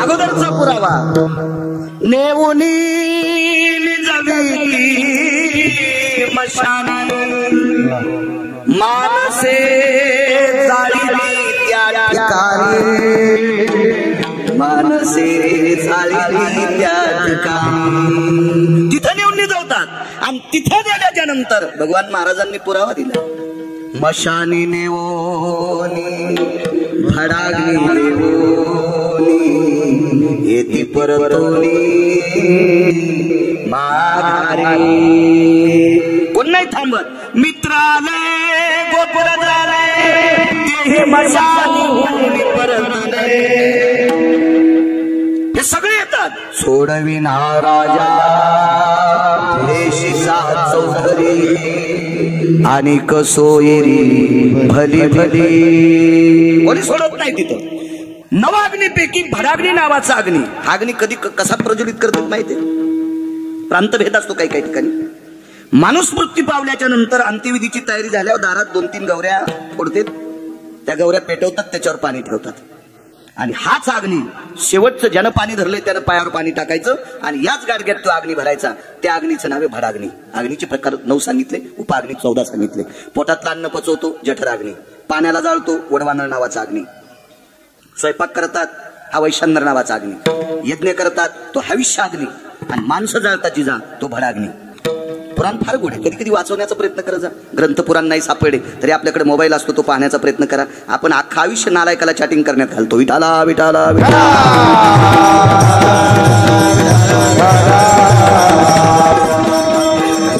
हा भडाग्नी नावाचा अग्नी देतात आणि भडाग्नी नावाचा अग्नी दिल्याच्या नंतर मी 2-3 अभंग म्हणून परत गेलो अंत्यविधीला थांबता नाही आलं हा भडाग्नी नावाचा अग्नी पाहिला नाही पण दुसऱ्या दिवशी अस्थि संचयाच्या कार्यक्रमाला ज्या वेळेला आलो त्यावेळेला दादाचं पार्थिव दिसत नव्हतं तिथं काय दिसत होतं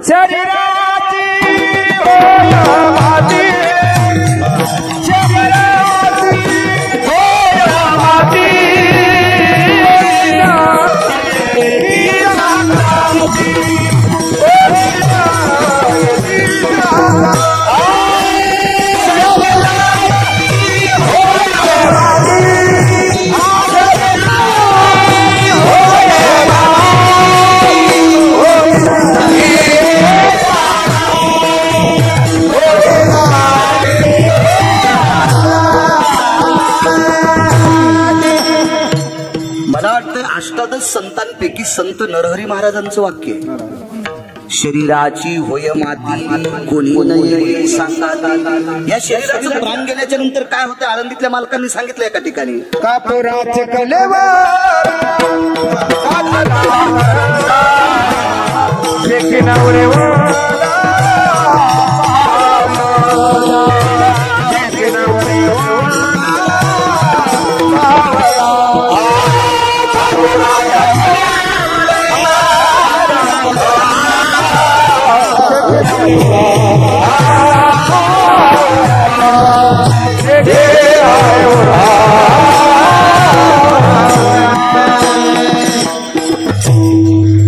भगवान महाराज वयाच्या मानानं प्रमाण पाठ आहेत बरं का तुमच्यासारख्याला असतील तुम्ही मोठे माणसं आहेत पण वयाच्या मानानं अशी लेकरं तयार होणं संप्रदायात अत्यंत गरजेचे शिवाजी भाऊ तर त्याला प्रमाणाचा बादशाह म्हणते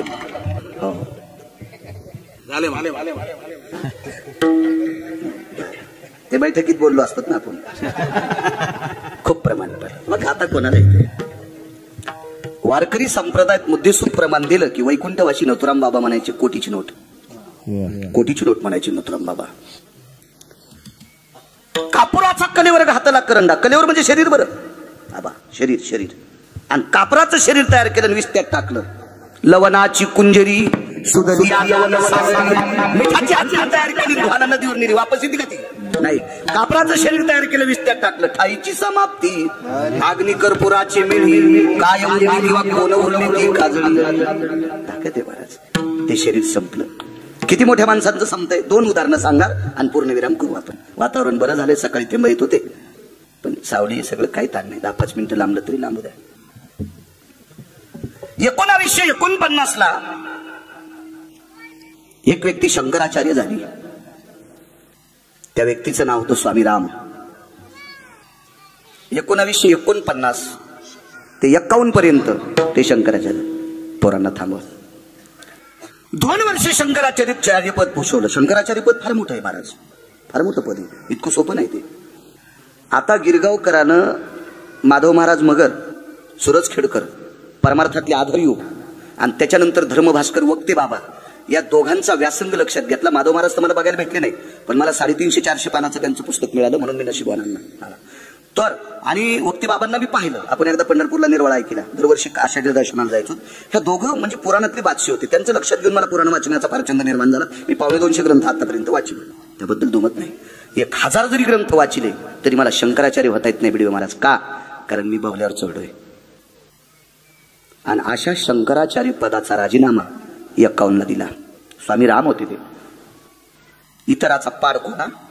मग तुमची आमची काय कथा याच्यावर सांगायची. ते शंकराचार्य झाले, पदाचा राजीनामा दिला आणि तीर्थयात्रेकरता निघून गेले. यात म्हणजे महिमेतच जीवन असते लोकांचं. हे खऱ्या साधूंना याला खिशाचा संबंध नव्हता ना. लग्न केले नव्हते पण खरंच खिशाचा संबंध नव्हता. आता एखाद्यानं लग्न केलं नाही म्हणजे त्याला खिसा नाही, मूर्खपणाचं टोक आहे. तो माझ्या मालकाच्या वाक्यात बसत नाही.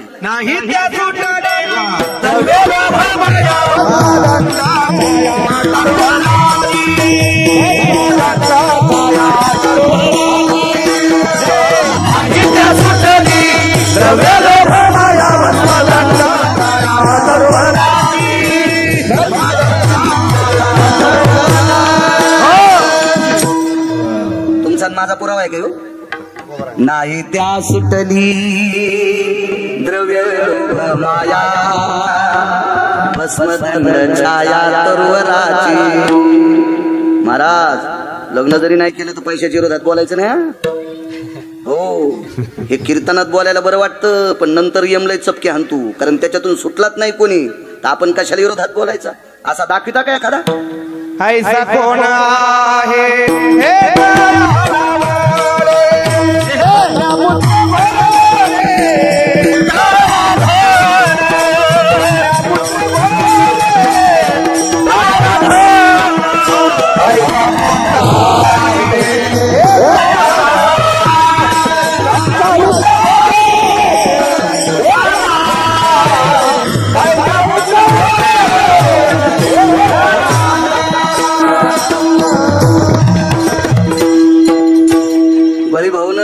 शिवाजी भाऊना आम्ही 3 जणांनी एका महाराजाला दट्टीला येड्यावानी बोलू जाऊ नको, ब्रेक लाईनर उगाळलेल्या गाडीसारखं.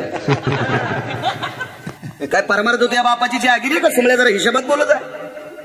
पैसा कामाचा नाही असं जर आम्ही कीर्तनात सांगितलं तर हे तरुण पोरं उद्या कामं करतील का? एकाच्या बायका जगतील. अर्थनावाचा पुरुषार्थ सांगितलाय. घरी आल्यावर केळीचे सालटे खात नसते, पण केळी सुखरूप येण्यासाठी घरापर्यंत सालटे आणत असते. पैसे मेल्यावर बोकांडीवर नेत नसते, पण मरेपर्यंत लागत असते.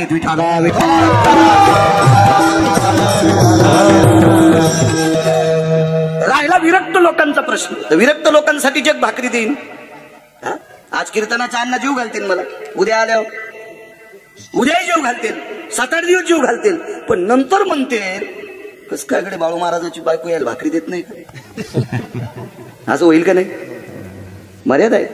म्हणून याच्या बाबतीत विरोध. पण ते विरक्त लोक होते, ते फक्कड साधू होते. असे काही ठराविक लोक होते. वारकरी संप्रदायात एक साधू जन्माला आला, तो संन्यासी होता, पण त्याला नारद म्हणतात. तो 6व्या क्रमांकाचा संन्यासी. भजन परंपरेतले होते. सुर नर किन्नर नारद तुंबर गाते निरंतर रे, सुर नर किन्नर नारद तुंबर गाते निरंतर रे, माधवा मुरली मनोहर रे, माधवा मुरली मनोहर रे, मुरली मनोहर रे, माधवा मुरली मनोहर रे. वागा तो वाजी लसून म्हणता आलंय. सुर नर किन्नर नारद तुंबर गाते निरंतर रे, सुर नर किन्नर नारद तुंबर गाते निरंतर रे, माधवा मुरली मनोहर रे, माधवा मुरली मनोहर रे, माधवा. कीर्तनात साथ करता येते, त्याचं नाव पक्वा द्या. त्याच्या मनानच वाजितून तो पकवाद्या असला तरी समजायचं हे ढोलकी वाजणारा इकडे आला विठाला.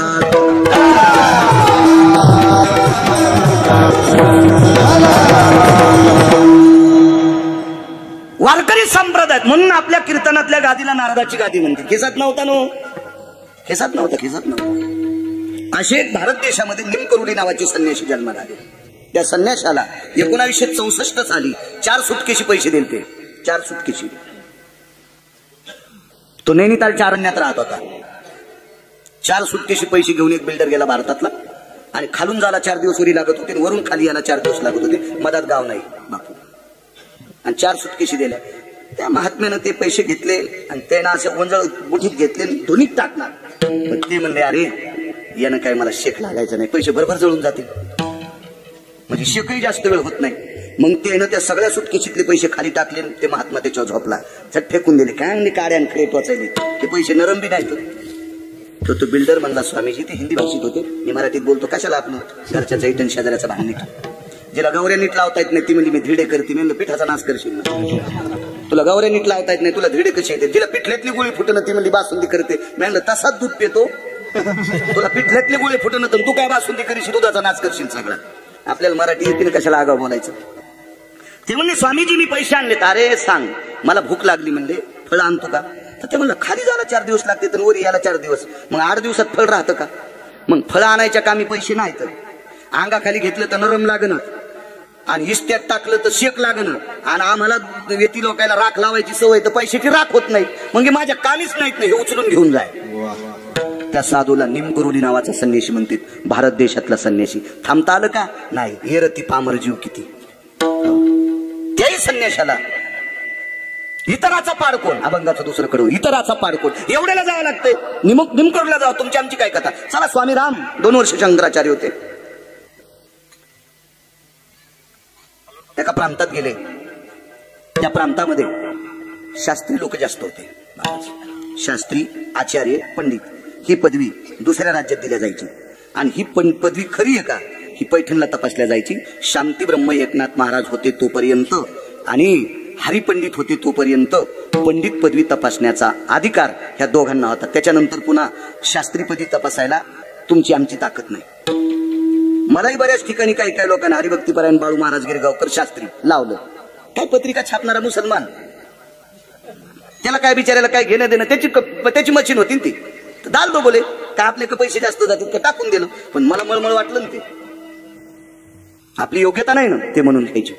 अशी शास्त्री, आचार्य, पंडित तिथं जन्माला आलेले फार लोक होते. तिथून आपल्याकडे या पदवी यायच्या. आपल्या महाराष्ट्रात 3 शास्त्री आले. तुकाराम महाराज महामुनी, माझ्या जन्माच्या अगोदरची गोष्ट आहे.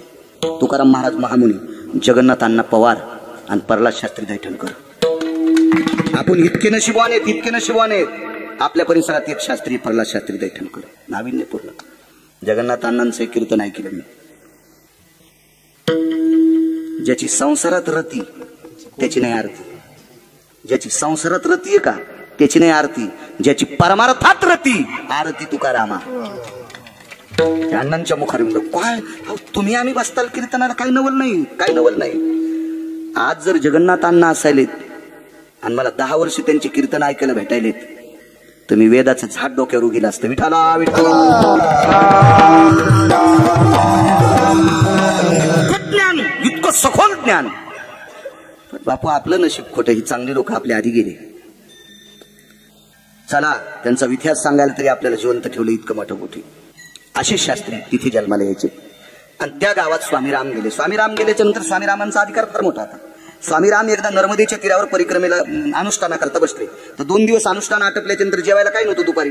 तर 3ऱ्या दिवशी स्वामीरामांना नर्मदेच्या पात्रातून खिरीचं पात्र आलं. खीर एक हाता वर आला आणि त्या हातावर सोन्याचं पात्र होतं आणि त्याच्यामध्ये खीर होती. खीर स्वामीरामांनी 1 वर्ष 35 दिवस साधना केली आणि नंतर ते खिरीचं पात्र धुवून नर्मदेमध्ये सोडून दिलं. म्हणजे पवित्र अनंत पाप्यांचं पाप धुणारी नर्मदा माता स्वामीरामांना प्रसाद देत होती. त्यावरती स्वामीराम किती अधिकारी असतील, काय योग्यता असेल त्या स्वामीरामांची बंधू. आणि ते स्वामीराम नैनितालच्या अरण्यामध्ये पुढे प्रवास करत असताना एका ठिकाणी पोहोचले. तर ते आचार्य, शास्त्री, पंडित लोकांचं गाव होतं. फार मोठे पंडित होते. तिथे गेल्याच्या नंतर सगळे पाय घड्या टाकू लागले, काही या खांद्यावर उपरणे काढू लागले, खाली टाकू लागले. स्वामी रामांचे पाय त्या उपरण्याला लागाव. श्रद्धा होती, भाव होती अधिकारी लोकांची. आणि कधी लक्षात घ्या, 2 गोष्टी चांगल्या करत जा. पाणी गाळून पेत जा, रोगराई होत नाही. पाणी चाळून पेत जा, आजार होत नाही. आणि महाराज तपासून मानी जा. हो, महाराज तपासून मानायचं. काय होतंय, पाणी जर खराब पिला तर डॉक्टर तुम्हाला नीट करतील, पण महाराज जर चुकीचा भेटला तर पिढ्याने पिढ्या मातीत जात असतात. हो, मोठ्या गाडीत आलाय म्हणून लय चांगला आहे, गाथा पाठ केलाय म्हणून चांगला आहे, ज्ञानेश्वरीच्या वया पाठीत म्हणून चांगला आहे. महाराज आचरणानं तपासायचा. ज्याचं आचरण गोड आहे त्या महाराजाच्या पायावर डोकं ठेव जा.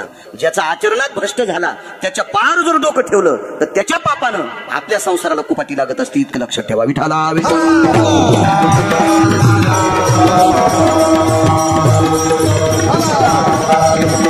स्वामी राम होते, अधिकारी व्यक्ती होती, महात्मा लोक होते. ते पायाखाली टाकलं. आपल्यावर इंग्रजांचं राज्य होतं. मला त्याचं नाव आठवणं, जरा इंग्रजी नाव आहे आणि आपण कमी शिकलेले असल्यामुळे आपल्याला तितकं ज्ञान नाही. दुसऱ्या कीर्तनात नाव सांगेल बापू. तो इतका मोठा इंग्रज अधिकारी होता, इतका मोठा इंग्रज अधिकारी होता. तो भारतातल्या सगळ्या देवायला तुच्छ मानित होता. इतका हरामखोर होता, इतका भडवा होता, इतका नालायक होता. तो आपल्या साधू संतांची उपेक्षा करायचा. पैठणच्या मालकाने एक शब्द सांगितलाय, एखादा महाराज आवडत नाही ना, तुम्ही त्याच्या पाया पडू नका. तुमची तपासायची ताकद नसेल ना तर तपासू नका, तुम्ही त्याच्या पाया पडू नका. पण त्याच्या बाबतीत उलट सुलट बोलायचं नाही. काय पाप लागते सांगता.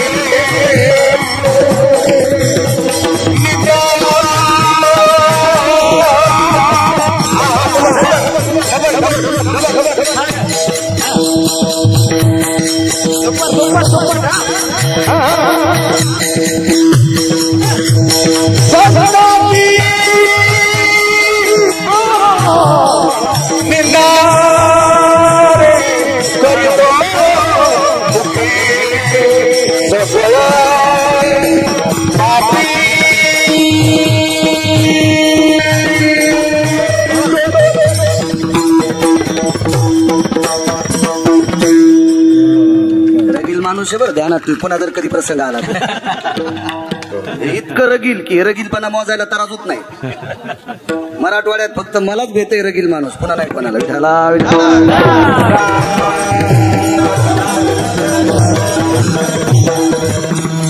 माझंही वय नाही त्याला दटवायचं, पण काही प्रेम असं आहे की नाही भाऊ. नाही तो रगील बापा. तुम्हाला सांगतो, हातातून गेलेला दोडका शहाणाबाई ठेसून पण चटणी करीती. म्हणजे खाच्या हातातून गेलेला दोडका, शिराचा दोडका शहाणीबाई ठेसून ठेसून दोरे काढी ती चटणी करीती. हे कोण्याच हक्कात ठेसायचा दोरका नाही बाबा. हे चांगल्या चांगल्या महाराजाची काशी करते माणूस. हे विठाला विठाला.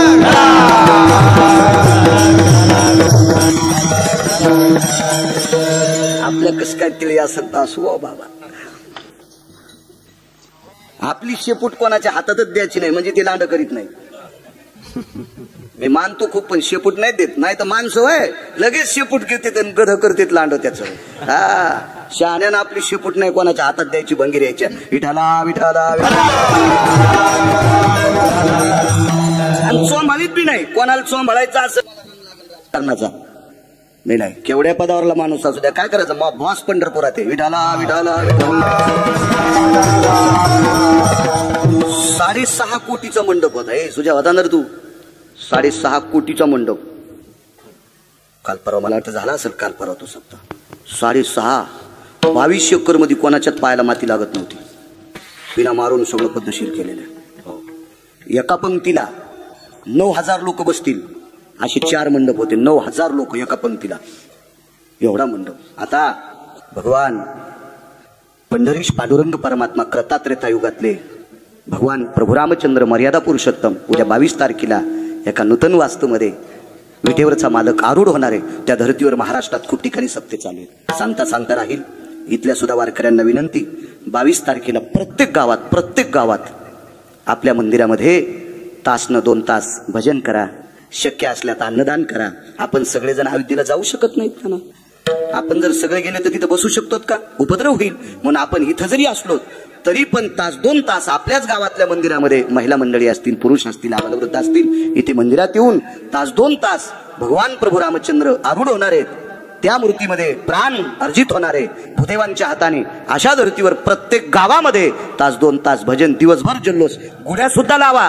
त्या दिवशी गुढ्या उभारा आणि दीपावली साजरी करा. दिवे लावा त्या दिवशी आदल्या दिवशी संध्याकाळी त्या दिवशी संध्याकाळी आणि भजन करून. कारण जगाचा मालक मंदिरामध्ये आरूढ होणार आहे. अशा धर्तीवरला सप्ताह नाही. आपण आपल्या क्षेत्रात पडावा. विठाला विठाला.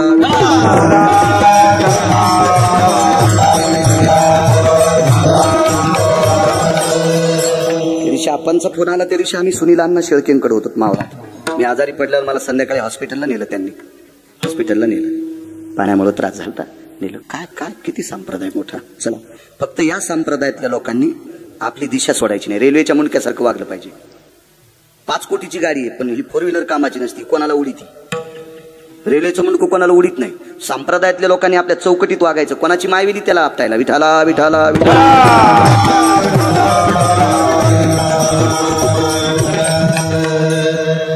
राहायला पैशाचा प्रश्न तर बिडवेची जा. वचवच केल्यानं पैसा कधीच भेटत नाही. अन्नमान धन येतो प्रारब्ध आधी. एक माणूस म्हणला महाराज मला सुंदर घर बांधलं. म्हणलं एकदा सांगितलंच ना तू. नाही म्हणला महाराज 80 लाख रुपये घराला लागले. म्हणलं तू कोणाला सांगायला. अहो घर घुशी करायला आता. अरे मूषकाशी काय नव्हे की मूषक म्हणजे उंदीर. उंदराला घर नाहीत असं कोण म्हणते. तुमच्याच भिताड टोकरून ते घर करते. म्हणलंय असं म्हणू नका. मोलय घर मोठं आहे तू अंगावर पडन. तू ह्याच अंगावर पडन एका दिवशी ध्यान ठेवी. विठाला विठाला.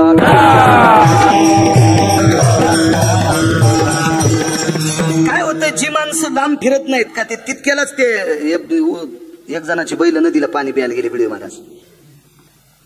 आणि चिखल असल्यामुळे बैलाचे पाय रुतले. बैलाचा पाय बाहेर निघला त्याच्यात पाणी गेलं. त्याच्यात बेंडकी येली म्हणजे 2-3 पिलं दिले. तर पिलू आईला म्हणलं आई विश्व केवढं आहे. हे विश्वच म्हणलं. हा याच्यापेक्षा विश्व मोठत नाही. उमरात आली की टका. हा उमरात आली की टका. हा औदुंबराची या फळा कीटक जन्मती निढळा आणि यास्तव निराळा विश्वची नाही. नैवम गांजा कसं मेमरी कार्ड लय ताईटे महाराज. म्हणून मोबाईल मी साध्या कार्डाचा वापरितो. ट्रॅक्टरवाल्याचे गाणे ऐकून मला 450 पाठ झालेत. शिव्या पाठ आहेत 500 शिव्या. साधा ऐकले की पाठ होते. मी एका चपक्यात कलेक्टर झालो असतो. एका चपक्यात. इतकं मेमरी कार्ड फास्ट आहे ना. आता कुठं कलेक्टर पेक्षा कमी आहे. त्याला तरी ढवळ्या कपड्यावाल्याची भीती करीत सही. आपला बॉस पंढरपुरात आहे. कोण आराम करून शकतो आपल्याला काही.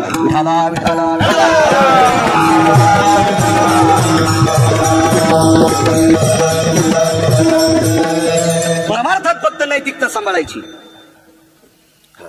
माणूस देव मोठं करीत असतो. काय सांगू लागलो, महाराज आले नाही देतालच्या अरण्य तिथपर्यंत आलतो ना. भक्त म्हणून उपासना. संतासी निंदा. हा, तो महाराष्ट्रातल्या देवतेची तो इंग्रज अधिकारी निंदा करत होता. तो भारतातल्या कोण्याच देवते पुढे वाकला नाही. 14 पानाचा इतिहास आहे त्याचा. बघा, तरुणांनी शिकलेले न पहा, चांगलं बघायचं आपल्या देशातलं. 14 पानाचा इतिहास आहे, नाहीच वाकला. जर या भारत देश जर इंग्रजाच्या अजून 9 वर्ष ताब्यात राहिला असता तर पातशाहीच्या नंतर 1 नंबरचं संकट जिजा कोणतं राहिलं असतं ते इंग्रजात राहिलं असतं. मंदिर उद्ध्वस्त केली असती त्या भडवेनं. पण तो इंग्रज अधिकारी भारतात जर कोणाच्या पाया पडला असेल तर स्वामी रामांच्या. शंकराचार्य स्वामी राम होते. शंकराचार्य स्वामी राम दर्शन घेतले. स्वामी राम निघाले जिथं आचार्य शास्त्री आणि पंडित फार त्या गावात पोचले. महाराजांचा सन्मान झाला. चांगल्याचा सन्मान होत असतो. तुम्ही एक लक्षात ठेवा, नारद निष्ठेने भजन करत होते. कंस पण पूजा करीत होता. कंस सुद्धा नारदाची पूजा करीत होता. चांगल्या वारकऱ्याला कुठेही जा, त्याला मरणच नाही. आचरणात गोड असावा. आणि मग शास्त्रीच्या खांद्यावर हात टाकला एका. आचार्य असेल, पंडित असेल, चलो बोले घूम के आएंगे. तर कुठं निघाले माहितीये का? डोंगरावर. तो त्या गावापासून 14 किलोमीटर उंच डोंगर होता आणि तिथे एक महात्मा राहत होता. त्या महात्म्याचं लोकांनी दिलेलं नाव होतं. त्या महात्म्याला म्हणायचे क्रोधी बाबा. क्रोधी बाबा. आपल्याकडे एक महात्मा होऊन गेले इकडं मंठ्याच्या पलीकडं. ते माणसांना जवळ येऊ देत नव्हते. विरक्त साधू होते हो. त्यांना काय असं. आणि काय होतं माहितीये का? आपण भरकी माणसं आहेत ना. भरक्या माणसाने निर्मळ कपड्याला हात लावायचेच नाही. शहाण्याबाईनं जर रई लावली असेल तर हात कशाने भरत येत? लोण्यानं. ती जर शहाणीच असेल तर गरम पाण्यानं हात धुवा, लोणी निघून जाते. आणि जरा जोरा राहिलं तर चौकटीला हात पुसावा, पण त्या चौकटी लाकडाच्या असावा. तीन मालकाच्या उपरण्याला पुसले होते, उपरनं खराब झालं का नाही? भरक्यानं चांगल्याच्या जवळ नाही झालं पाहिजे. चांगली माणसं महत्व हरवी, चातुरी लपवी, पिशेपणविरी आवडू नये, पूजता डोळा न देखावी, स्वकीर्ती कानी न ऐकावी. हे खऱ्या साधूचं लक्षण आहे. आपल्याकडे होते इकडे, मला नाव आठवण, रामगिरी बाबा.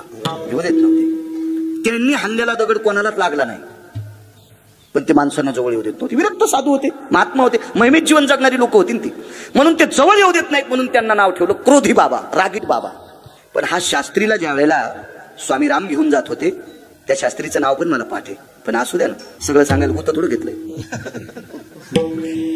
मग त्या शास्त्रीच्या खांद्यावर हात टाकला आणि त्या शास्त्रीने विचारलं, स्वामीजी कुठं जायचे? म्हणे ते मूर्ख महाराज आहे. मूर्ख म्हणजे ते आंघोळ करीत नाही. माणसाला नाव ठेवायला हा लाईट जर बंद होत नसेल, कोणते बटन दाबल्यावर तर माणसं काय करतात माहिती का? त्याला दगड हाणतात. त्याला दगड हाणतात. त्याच्या मनातच असतो लाईट चालू नाही व्हायचा. असा काही एक वर्ग आहे. आणि परमेश्वरानं काही वर्गाच्या डोक्यामध्ये प्रत्येक प्राण्याचे गुण टाकले. गुण. ज्या माणसाला कुत्र्याचं गुण टाकलंय का, तुम्ही कुत्र सोन्याच्या पालखीत बसवा, ते भुकलेश्वर राहतच नाही. स्वानाशी बिके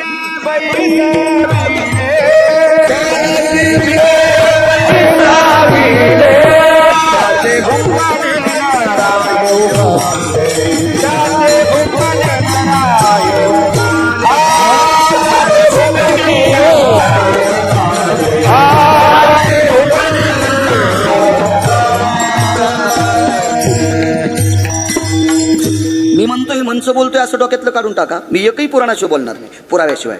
स्वान शिबिके बैसविले त्याचे भुंकणेनं ना येऊगले. सोन्याच्या पालखीत जरी बसले दादा तरी ते भुकत, आणि जवळ गेलं तर जिबीनं थुतर चाटीत आहे.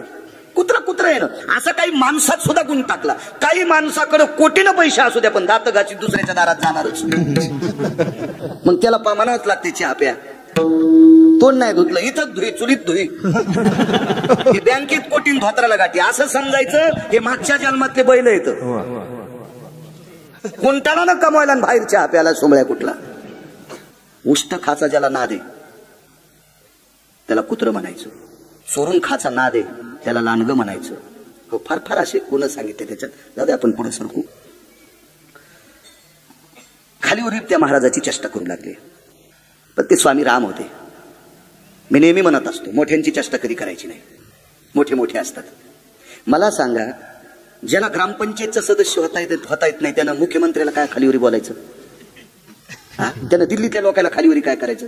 त्याला कोण्या विमानात बसावं याचा मेळ लागणं, इतके विमानं त्याच जोड. आणि आपल्याला सायकलची चेन बसिता येणं. कुत्रे किती हत्तीला भुकल्याच्या नंतर हत्ती भेट असतो, उलटे कुत्रे बोत्रे होत असते हत्तीला डसल्यावर. भुंकोनी आश्वान हत्ती पाठी होणी हिमपोटी, दुःख पावी. कारण हत्तीची त्वचा जितकी कठीण असते तनपुरे बाबा. कुत्र्यानं जर चावा घेतला तर दाता हत्तीच्या त्वचेत अडकतात आणि हे बोत्र घरी बोंबलत जातं, काहीच खाता येत नाही त्याला. मोठी मोठी असतात. मोठ्यांना कधी आपण लहान म्हणायचं नाही. संप्रदायात रात्री एक महात्मा होते कीर्तनात, फार उत्कृष्ट त्यांनी एक दोन प्रमाण म्हणले.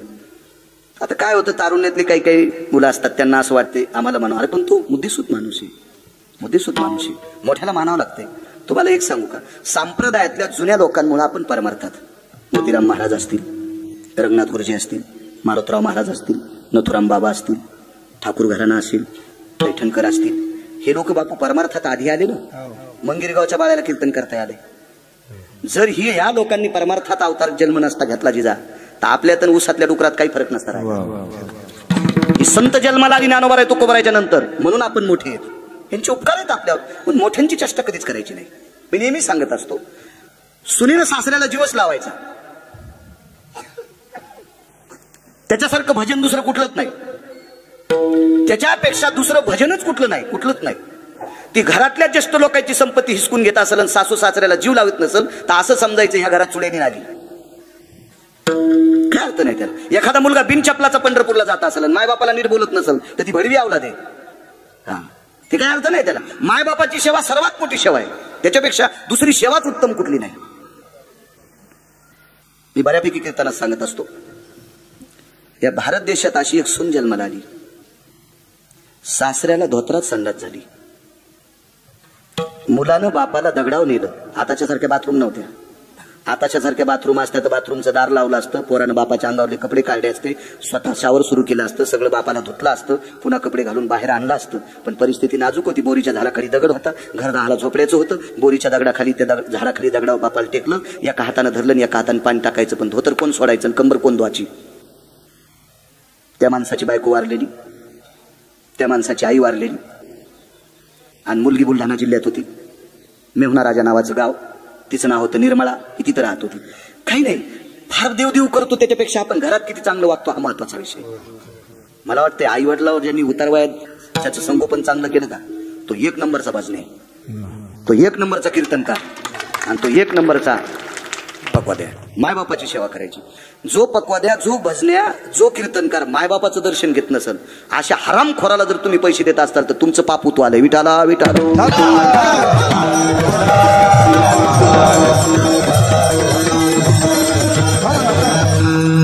एक जण म्हणला, महाराज लोकांना राग आले तुमचे कीर्तन घेणार नाही. नको घेऊ दी, मग हाऊस भरलाय, काय करत नाही. लोकांना कोण खांद्यावर घ्यायचं घेईन, काय करायचं आपल्याला त्याला. आणि लोक आपलं चांगलं करीत असतात का. मी एखादं चुकीचं काम केलं, तुम्ही अख्ख्या लोकांनी बँड लावून जरी सांगितलं बाळू महाराज चांगला आहे, तर लोक तुम्हाला शिव्या देतील. आणि मी चांगलं वागत असताना तुम्ही किती लोक बँड लावून शिव्या द्या, तरी मला जग डोक्यावर घेऊन नाचणारे. मला माझं किती चांगलं व्हायचंय ते मी ठरवायचं असते, जग नाही. मला जर अण्णानं 2 कोटी दिले, आम्ही येऊ देऊ नका ढेरी म्हणायला लागलो. मला जर तुम्ही 2 कोटी रुपये दिले आणि जाता जाताच हातगावर जर मला अटॅक आला, जर मी मेलो, तर माझं पोरग माझ्या सरना 2 कोटी टाकणार आहे का. मस्त माझ्या मारीन ते. मग हे पचू द्यायचे का न पचू द्यायचे कोणाच्या हातात आहे, पंढरपुरातल्याच्या. मग आमच्या लोकांना त्यालाच मोठं म्हणायचं, कोणाच्या अंडरबेली व्हायचं नाही. विठाला विठाला.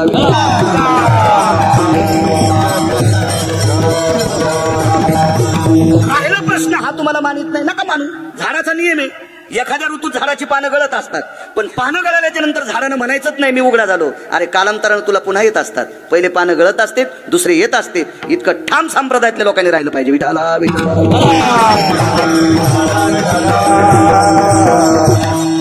पुरा मानील तो देईल काही, न मानील तो नेईल काही. त्या इंग्रजांना आपल्या साधूला मानलं नाही, काय कमी झालं काय. त्याच्यात ताकद होती आपला संप्रदाय बंद करण्याची. नाही, मालकाची कृपा आहे. संप्रदाय अनादिकालापासून चालत आलेला संप्रदाय. 4-2 भटव्यांनी संप्रदायाला नाव ठेवलं म्हणजे संप्रदाय खाली जात असतो का. उलट पंढरपुरातल्या मालकानं त्याला हाकलून लावलं. ते काय राहू शकत होते आपल्यावर. त्याच्या जासातून आपण वाचलेले बरं का. मराठवाड्यावर इंग्रजाचा पगडा नव्हता, इतकं लक्षात ठेवा मात्र. विठाला विठाला विठाला.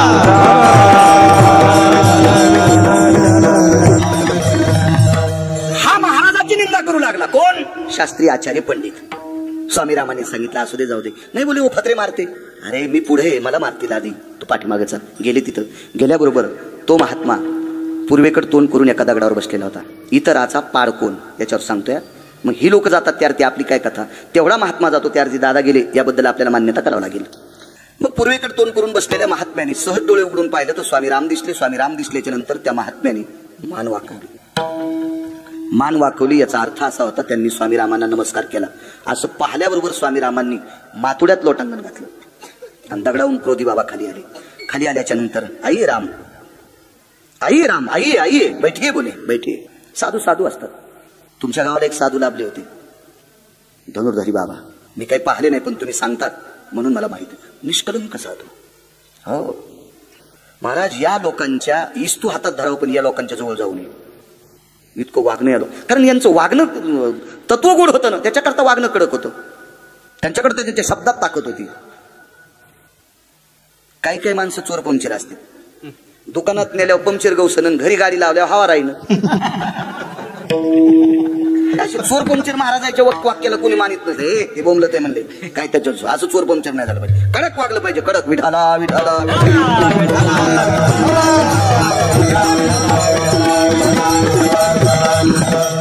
रंगनाथ गुरुजीच्या कीर्तनात एक मोठ्या घरची बाई कीर्तनाला आली.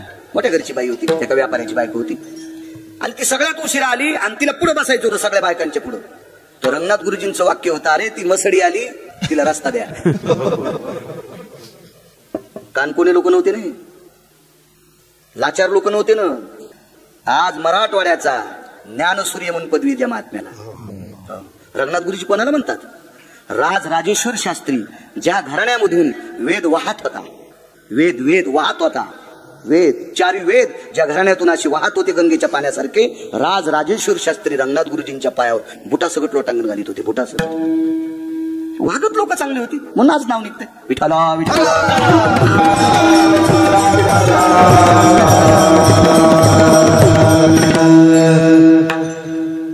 खाली उतरले. राम जी कुछ प्रसाद ग्रहण करके जाइए, म्हणजे जेवून जा.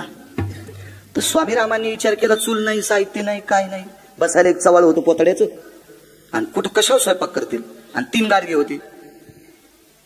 जी बोले. स्वामी रामांच्या लक्षात आलं, एवढ्या मोठ्या साधूच्या हातचा प्रसाद का नाही खायचा. इतराचा पाड कोण सांगतोय, इतराचा पाड कोण. तर स्वामी राम त्या क्रोधी बाबांच्या आश्रमावर भर दुपारी 1 वाजता सावली होती. चौकड ऊन होतं आणि तितक्याच जागेवर सावली होती. असे भारतातली संत येत माहिती असावा. आग्र्याला एक संत स्त्री होऊन गेली, नाना आग्र्याला. तर तिच्या डोक्यावर ऊनच पडत नव्हतं दुपारी. ती भर पटांगणात साधना करायची. तर तिनं सिद्ध केलेला चिमटा स्वामी रामांच्या हातात दिल्यावर 27 दिवस आग्र्यात पाऊस नव्हता भाऊ, 27 दिवस. तर तो चिमटा वाजल्याच्या नंतर पाऊस पडतोय. त्यावेळेला ती बाई स्वामी रामांचं दर्शन घेते. ती कोणाच्या पायात पडत नव्हती. मग स्वामी रामांनी विचारलं, बीबीजी अब तो दर्शन कर रहे. जी बोले, मैंने सिद्ध करे वाला चिमटा. जाऊ दे, चुकन आपली हिंदी, त्याच्यामुळे मराठीत बोलतो. कशा लोक. तिनं सांगितलं, मी सिद्ध केलेला चिमटा बऱ्यापैकी महाराजांनी वाजिलाय. आभाळ आलेलं गेलं. त्या महाराजांनी चिमटा वाजिलं, आभाळ आलेलं गेलं, पण भर उन्हात पाऊस पाडला. इतकी ज्याच्या हातात ताकद आहे, माझा चिमटा तर सिद्ध होताच, पण ज्याच्या हातात इतकी ताकद आहे, इशिले मैं झुक गई बोले. आणि मग पायावर डोकं ठेवलं. आपल्या वारकरी संप्रदायात एक फकीर जन्माला आला. त्या फकीराचं नाव होतं अनगडशा नावाचा फकीर. तुकोबारायच्या कीर्तन परंपरेतला फोटो पहा. छत्रपती शिवाजी महाराजाच्या बाजूला हिरव्या रंगाचे कपडे घातलेला, मोराच्या पंखाची पेंढी आहे, भिक्षा मागायचं कटूर आहे आणि एक लोखंडी चिमटा जवळ आहे. डोक्याला हिरवा कपडा बांधलेला आहे. तो अनगडशा नावाचा फकीर आहे. छत्रपती शिवाजी महाराज त्याला जवळ घेऊन बसत होते. काय फकीर असेल तो. तो फकीर कधीच कोणाच्या पाया पडला नाही. त्यानं सुरुवात केली तुकोबारायच्या पाया पडायला. कारण त्याचं कटोर या महाराष्ट्रात कोणी भरून दिलं नाही. तुकोबारायच्या कन्येनं भरलेला हात पिठाचा झटकिल्याबरोबर फकीराचं कटोर उतू गेले. फकीराच्या कटोऱ्यामध्ये 1350 क्विंटल गहू टाकले होते. माझ्या गोळ्या संपल्या नाही, मी गांजा ओढीत नाही, मी पागल नाही, माझ्या डोक्यावर परिणाम नाही, मी पुराण वाचून सांगतोय.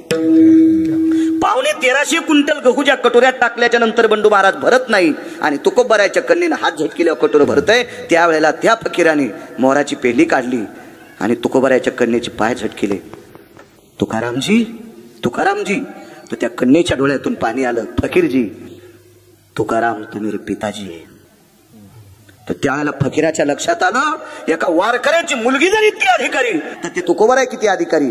त्यावेळेला तुकोबारायच्या घराला प्रदक्षिणा काढली, चिमटा वाजिला, ला इलाहा आणि तिथून पुढे अनगडशा फकीर तुकोबरायची घोंगडी जमा करीत होता महाराज.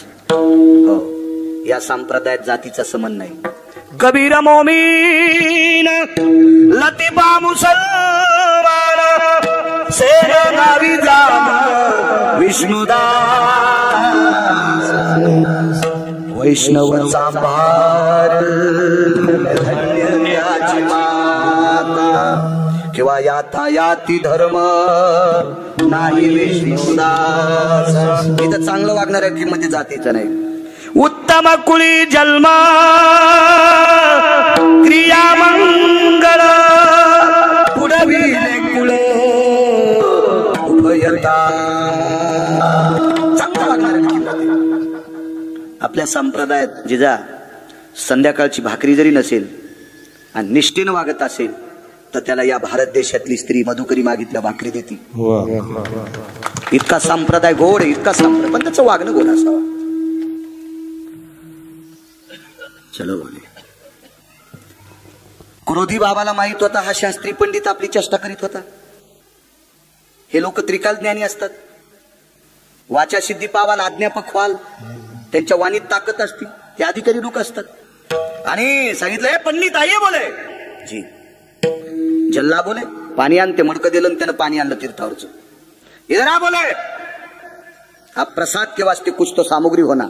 तर याला वाटलं आता पैसे देतील आणि खाली 14 किलोमीटरवरून मला तांदूळ आणायला लावतील. पण त्या महाराजानं मांडी खालचा सुरा काढला. अभी अभी एक प्रेत बहके आहे बोले. आता एक मड वाहत आले आणि त्या मड्याच्या उजव्या मांडीचं मांस कापून आण. हे पंडित म्हणला पकावा मच्छर मारला नाही हो म्या, आणि मला मड्याचं मांस कापून आणायला सांगायला महाराज. बरं नाही आणावं तर त्या पंडिताला माहित होतं ह्या सूर्यानं आपल्याला आणतंय. ते काय आमच्यासारखं थोडंच महाराज होतं पाकिटावर झाला. ते महाराज होते. जा बोले लाव सळ सळ सळ सळ कापत होता. पंडित कोणाला म्हणते, आचार्य कोणाला म्हणते, शास्त्री कोणाला म्हणते, ज्याचा हरिपाठ रिवस होतो त्याला. सत्तारूढेश वेदानाम शास्त्रो पुराणस्य भक्ती जायम अनुत्तरितो भय शास्त्रा यत महतीशी जायते. शास्त्र पुराण आणि वेद याच्यातला विचारलेला प्रश्न एकही अनुत्तरित जाऊ द्यायचा नाही. ह्या लोकांना ह्या पदव्या असतात, ह्या लोकांना ह्या पदव्या असतात, ह्या पदव्या असतात. ते खरोखर गौरवयासाठी आणि स्वामी सेवेची कसोटी. पतिव्रता कोण्या बाईला म्हणत असते? माणसं दिसल्या पदर घेते म्हणून तिला का? नाटकातल्या बायका पदर घेत नाहीत का? मी काय नाटकं पाहिली नाही, इकडे आलोच नसतो ना नाटकं पाहिली असती तर. पदर घेत नाहीत का? त्या घेतात. त्या बाईची मालकावर किती श्रद्धा आहे याच्यावर तिचं पातिव्रत्य पण सांभाळायचं. संक्रांतीच्या दिवशी एका बाईच्या सगळेजण पाया पडायला जात होते, तर मी भागवत आलो होतो तिथं. मी विचारलं कसं काय निघाले तुम्ही? काय नाही म्हणे, आज तिच्या पाया पाड्यावर नवऱ्याला आयुष्य वाढते. म्हणजे आपण पाया पडाव. आपली बायको वेळेला धोत्र धुती, 75% बाहेर खातो, 25% घरी खातो, पण टायमाला चांगलं जेवायला देते. आपण या बाईच्या पाया पडावं, आपल्या पोराच्या माईला आयुष्य वाढत. म्हणून अण्णा मी तिच्या पाया पडायला गेलो. ती म्हणली कोणीच रे? ते म्हणलो बाळू महाराज. तूच भागवत सांगतो तू का रे? काय राग हो आणि चुटू चुटू बोलतो रे? इतकं म्हणला रे मला. काय बोलतो रे भागवत आणि सोडित नाहीस काय नाहीस? मी म्हणलो हो आजी तुमची कृपा झाली, मला पाहते भागवत. बरं बरं बरं हो चांगलं सांगतो बाप्पा. नाही तर मागच्या महिन्यात भागवत ऐकलं. सुख सांगतात राजा परीक्षिती. काय सुदामदेव नावाचे ब्राह्मण होते बरं का. काय त्या सुदामदेवाची परिस्थिती नाजूक होती बरं का.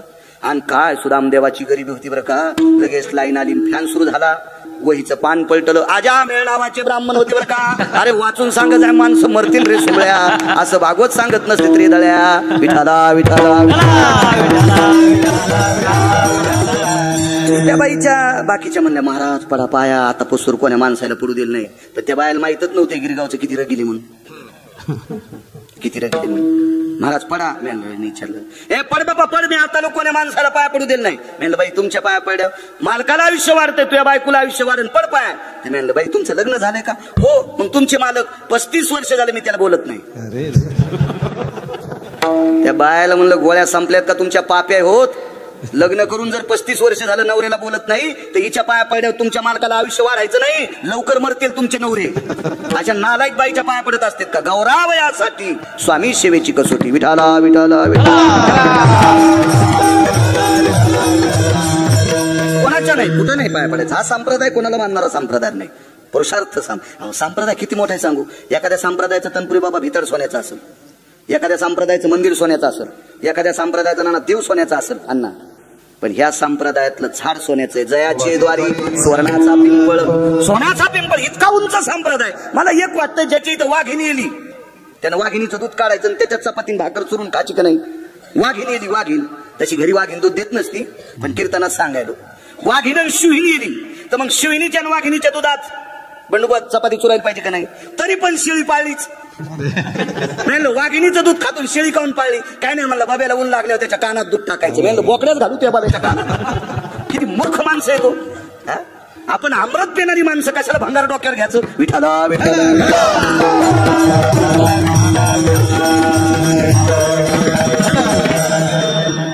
किती संप्रदाय मोठा आहे. ज्या ज्ञानोबाराय तुकोबारायवर, काशीतल्या मालकावर, पंढरपुरातल्या मालकावर, या संस्कृतीवर ज्या साधूचं लक्ष आहे त्या साधूनं विष प्राशन केलं तरी ते साधू वाचतोय. बालानंद स्वामीची कृपा. काय योगी असते. अशा योग्याच्या प्रांतातली माणसं आहेत आपण काय चुकीच्या कोण्याही महाराजांच्या पायावर डोकं ठेवायचं. असं लाव मला लाव गेलं तर आपल्याकडे प्रेत सोडण्याची पद्धत आहे. बरं, भारतातले 3 प्रकारचे अंत्यविधी आहेत. याच्यात कीर्तनात सांगता येते. एक तर मातीत टाकतात, एक दुसरी गोष्ट पेटवतात, 2 आणि उत्तर भारतात पद्धत आहे तुडुंब भरलेल्या नद्यांना प्रेतात सोडतात, नदीत सोडतात. त्याला सदाव्रत नावाचा विधी म्हणतात असं पुराण सांगते. 4थ्या प्रकारचा अंत्यविधी आपल्या भारतात नाही, 3च आहेत. चला मग ते प्रेत वाहत आलं. तरुण माणूस होता, नुकतंच वरी सोडलेलं प्रेत वाहत वाहत वाहत खाली आलं. तिथं उतार होता, खाली उतरलं, चळचळ चळचळ कापत होतं. त्या प्रेताची मांडी उघडी केली आणि उजव्या मांडीचं मांस कापलं. कापता कापता कांड कापलं. ज्याने आयुष्यात कधी मच्छर मारला नाही त्या शास्त्रीला, त्या आचार्याला, त्या पंडिताला मड्याची मांडी कापायला लावली. आणलं ते चवळ्यात, धो बोले मास हाल लावलं. पका दो बोले आप. मला अंगार काही इस्तू कुठे. ती लोक होती. 2 दगड एकावर घेतल्याबरोबर अग्नी प्रज्वलितो भय जायतो तत्रा मुषताया यत् पुण्या भय जायते वैशान्नरो तत्रा व्रजता सिदाया यस् सर्वोपनितो मखेश शुद्धां पाक वैशान्नरो जायते निष्पतिः महज्जायो शुद्धोदकस्थितो जायतो यज्ञरेन भयस्थितायाः. इकडचे मंत्र. आता 10व्याला मंत्र म्हणले असतील त्यावेळेला तुम्हाला उपरण्याचं जाणवं केलं असेल ब्राह्मणानं. ती एरवी एकूण असते. एकूण आपसव्यो यज्ञो पवितो पिंडो लुप्त पिंडा काग श्राद्धो हिरण्य श्राद्धो शंख श्राद्धो मुच्यते भय गयव्रजनो लुप्त तिलाग्रो जायते जबाग्रो समर्पिता इति सूर्यनारायणो नागबली अपतिष्ठि त्रिपिंडी सर्वशास्त्रा उच्यतो रक्तचंदन समर्पयामि आरक्त पुष्पम समर्पयामि गंगोदक स्नानं समर्पयामि गयाब्रजो सर्वस्थितो नारायणो पिंडो भय व्याप्ति सर्वा जायते यत्करिष्यते रक्तचंदनं समर्पयामि पितरो भय शांति तत्रा पुनितो या सगोत्री भय भिन्न सतायम सर्वः शर्मन्ये देवला यज्जायते नाम्ने लाटी परिवारास्तत जायतो पुनितः यद्गतो गति भय जायतो यत् पुण्यायम करिष्यते पिंडोदकम लुप्ताय देशायाम भारतेषु बिंदु तटायाः यत् सर्वो गंगोदक पुनितायाम सर्व पितरो तृप्ताय वासम करिष्यते. मग तुम्हाला म्हणले अण्णा या बोटानं गंध लावा.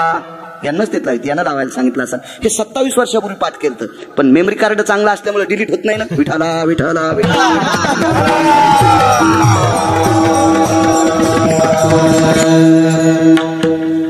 म्हणलं ते आणलं ते धुवा म्हणले अग्निपेटीला. गाडग्यामध्ये मास टाकलं, वरून त्याच्यावर एक दगड झाकला, झाडाची पानं आणली. काही झाडाच्या पानात फार सत्व आहे. पळसाच्या पानावर जर पंतरवळीत जेवलं आणि गरम पदार्थ जर पळसाच्या पानावर पडला तर पळसाचं पान काळपट पडते, पण पळसाच्या पानाच्या जेवढ्या शिरा असतात त्या शिरातलं तत्व त्या पदार्थात उतरते. 9 प्रकारचे रोग, 28 प्रकारचे रोग पोटातले नाहीसे होतात. म्हणून स्वपात्रे पलश पात्रे भोक्तव्यास्थितो अन्नपूर्णेस्तते वचाहा असं शास्त्र सांगितलं. पळसाचं पाणी इतकं पवित्र. तितक्याच पात्रतेचं केळीचं पाणी. केळीच्या पानावर गरम भात टाका, भात खाल्ला की पान खाली काळं पडते. त्याच्यावर सांगितलं शास्त्र आहे आपल्या पाठीमागं. चला, मागची जी लोक करत होती ना ती फार नाविन्यपूर्ण काम होतं, फार नाविन्यपूर्ण काम. असे ते पंतराळ्या लावल्या, 2 लावल्या, 3 पण 2 टाकल्या. त्या आचार्याला विचारलं, पंडित आपको हो ना. त्याच्या लक्षात आलं शंकराचार्य जेवायले. आपली काय कथा आहे. आमची बरीच लोक म्हणतात मी श्राद्धाचं खात नाही. पाकिट कसं घेतो तू. श्राद्धाचं खात नाही, त्या पाकिटात बसले होते माणूस नाही का तू झोपीत अंगावर नाचायचा. तुला श्राद्धाचं खाव वाटलं नाही. महाराज अशा लोकांची श्राद्ध माळकरी लोक आहेत. ह्या लोकांचं अन्न ज्या कीर्तनासाठी ज्याच्यात कीर्तन झाले भजन झाले त्याला असं लय नाटकी लोक. मी काशीला गेलो, मी कपात चहा पेत नाही, बुटात पितो का. अरे तू ज्याच्या संग काशीला गेला त्याचे पैसे दिले नाही ना, तो त्याची काशी केली ना, त्याचे तिकिटाचे पैसे दिले नाही. काय सुमल्या, तुला कोण्या नरकात टाकावे, देवाला सुधारायचं नाही आणि तू काय शास्त्र सांगतो? मी काशीहून आलो, मी याचं खात नाही. बरेच लोक काशीहून आल्यावर लग्न लागल्यावर जेवत नाहीत, आधी जेवतील. स्वयंपाक गरम असतो ना, मोठे चालू लोक येतात आणि उशिरा जेवल्या मग गार होतो स्वयंपाक. अरे कोणाच्या राज्यातले लोक आहेत तुम्ही? बापू माहित असावा, तुकोबाराय वारी करीत असताना एक श्राद्ध चालू होतं, श्राद्ध चालू होतं. अशा लय पाप्याची आम्हाला कीर्तन येतात ना, फक्त ते खताच्या ढिगलावरली झाडं असतील. तुम्ही खताच्या ढिगलावरच्या झाडाला मोठं खपक्या काशी पड लागत काय नसते, अशी असते ती काय. आणि आपण पुढे ताण घ्यायचा, लग्न केल्यामुळे आम्हाला स्तुती करावंच लागते. माझं जर लग्न नसतं तुम्ही हराम खोरायला चोंबळलं नसतं, मागणं पडून फुफुटा उडून कशाला ताण घ्यायचा. पण भगिरीला चोंबळावं लागते, ज्याचे नाही झाले ते चोंबळते. आपली काय कथा आहे, आपण तर घोड्यावर बसलेलीच येतो. चला, पण एखाद्या सात्विक माणसाच्या उदक शांतिविधी करता कीर्तन होतंय. आग्रह होता आप्पांचा, येण्याचा योग आला. झालेली सेवा, अधिष्ठान दैवत मा भगवती जोगेश्वरी माता, भगवान शिवशंकर, विश्वातला वारकरी, येऊनी जन्मला मरकट, तो वैष्णवा माझी अतिश्रेष्ठ, हनुमंत म्हणावया कनिष्ठ, ऐसा पापिष्ट कोण आहे. अशा मारुतीरायाच्या समोर कीर्तनाचा योग, दिव्य दिव्य असं सुंदरसं मंदिर. उपस्थित सर्व श्रोत्यांना प्रणाम करतो. आदरणीय संस्थाजनी टाकल्यांचे माणिक महाराज आहेत, तनपुरे बाबा आहेत, भाऊसाहेब आहेत, पावडे नाना आहेत, आप्पा आहेत, चिबडिये महाराज आहेत, नाना आदी करून सगळं अण्णा आहेत, गजमल दादा आहेत, सगळी काही इष्ट मित्र सज आबा आहेत. दिंडीत चांगली सेवा असते आबांची आमच्या. मस्त जुना माणूस, आपल्याला कधी खुली करून द्यायचं तर बळी भाऊ करून देते आबा. वा, सगळी ज्येष्ठ श्रेष्ठ पंचकृषीतून आलेली सर्व श्रोते जनार्दन, सर्वांना प्रणाम करतो.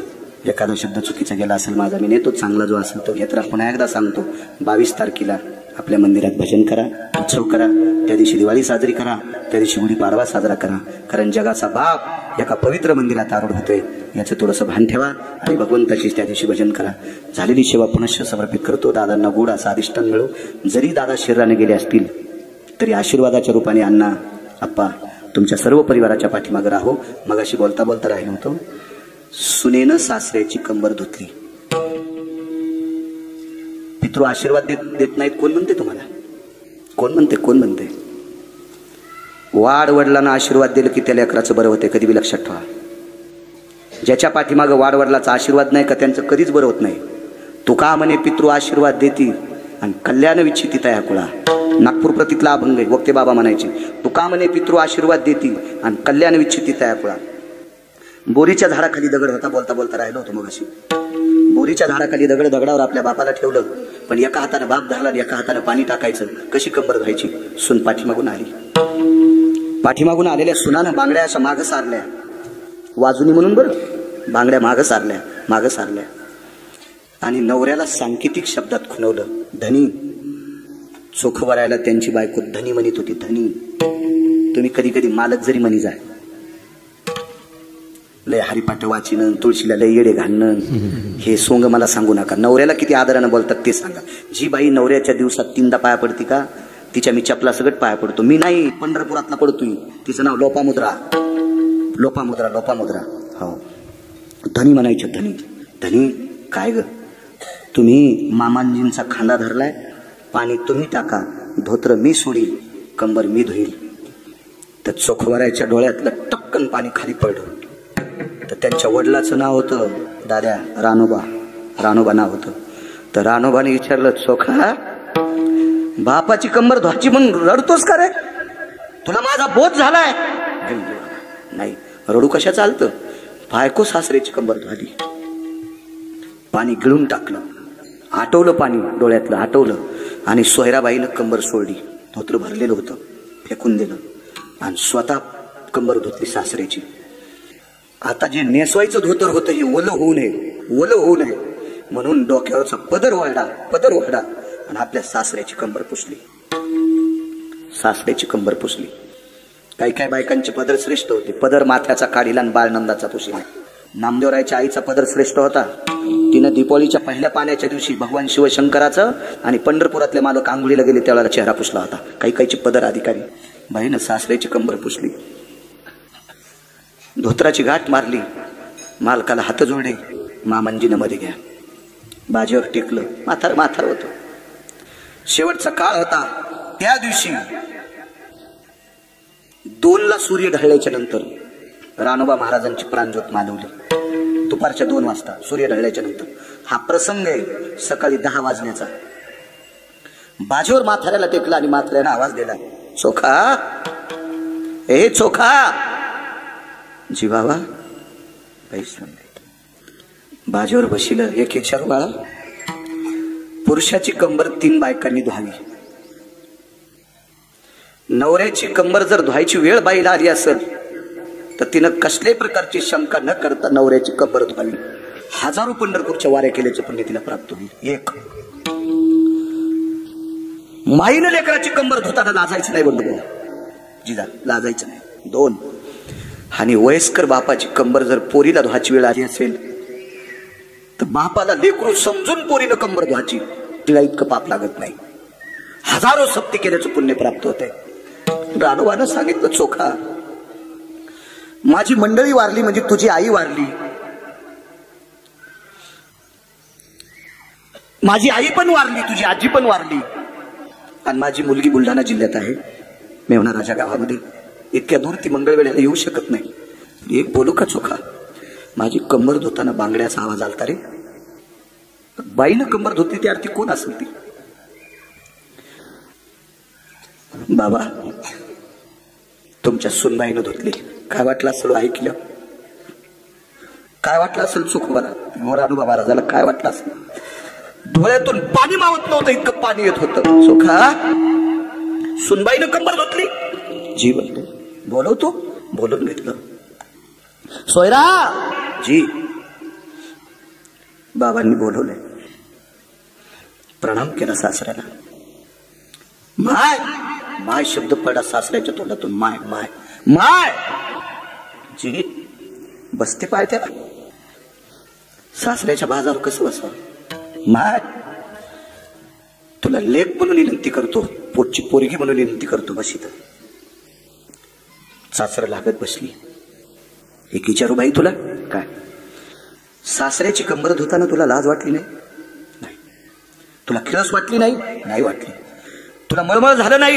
नाही वाटली. असं कसं शक्य आहे ग? कसं शक्य आहे? लेकरानं जास्त वेळ चिवळण्याला काला माय खात नाही. दुधाचा काला जर लेकरानं जास्त वेळ चिवळला तर माय खात नाही. आणि तू सासऱ्याची कंबर धुताना तुला मळमळ झालं नाही, हे कसं शक्य आहे? ऐका मामांजी, तुमच्यासारखे माझे वडील होते पण ते जात राहिले, मृत्यू पावले. तुमची कंबर धुताना मी तुम्हाला सासरा समजिलं नाही.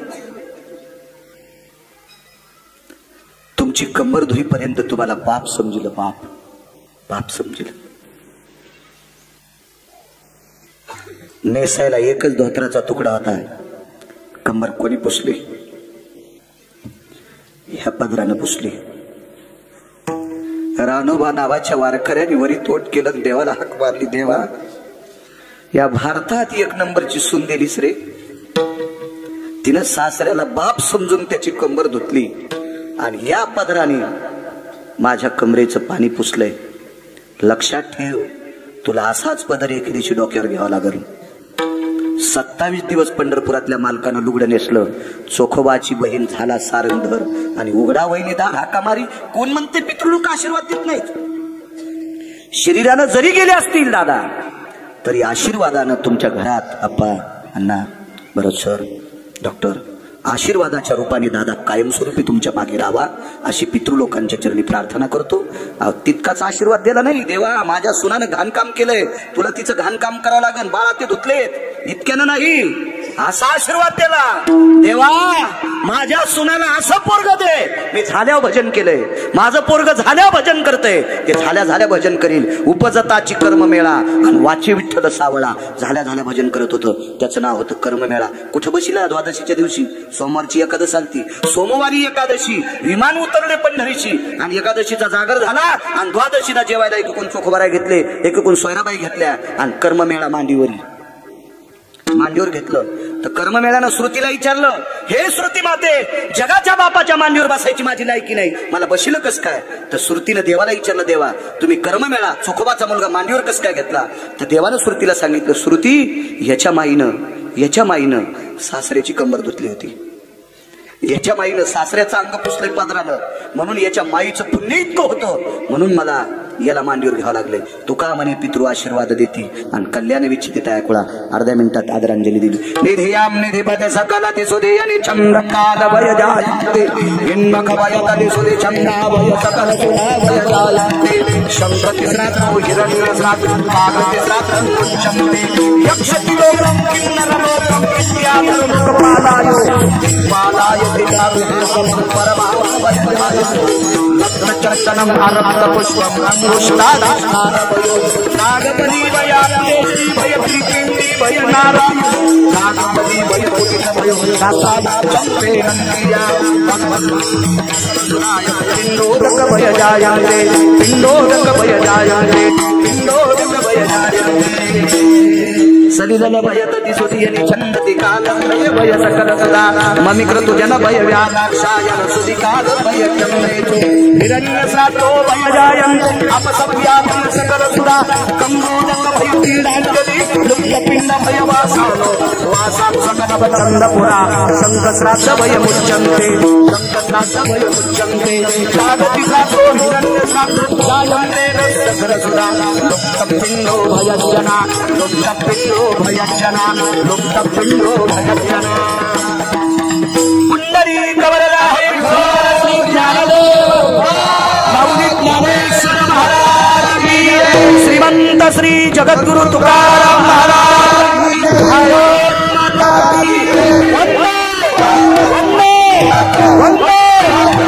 गौ माता की जय.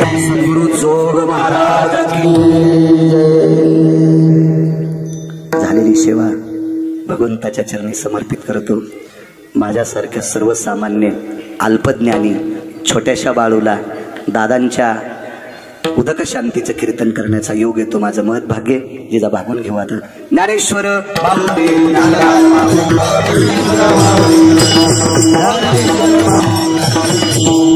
जय जय.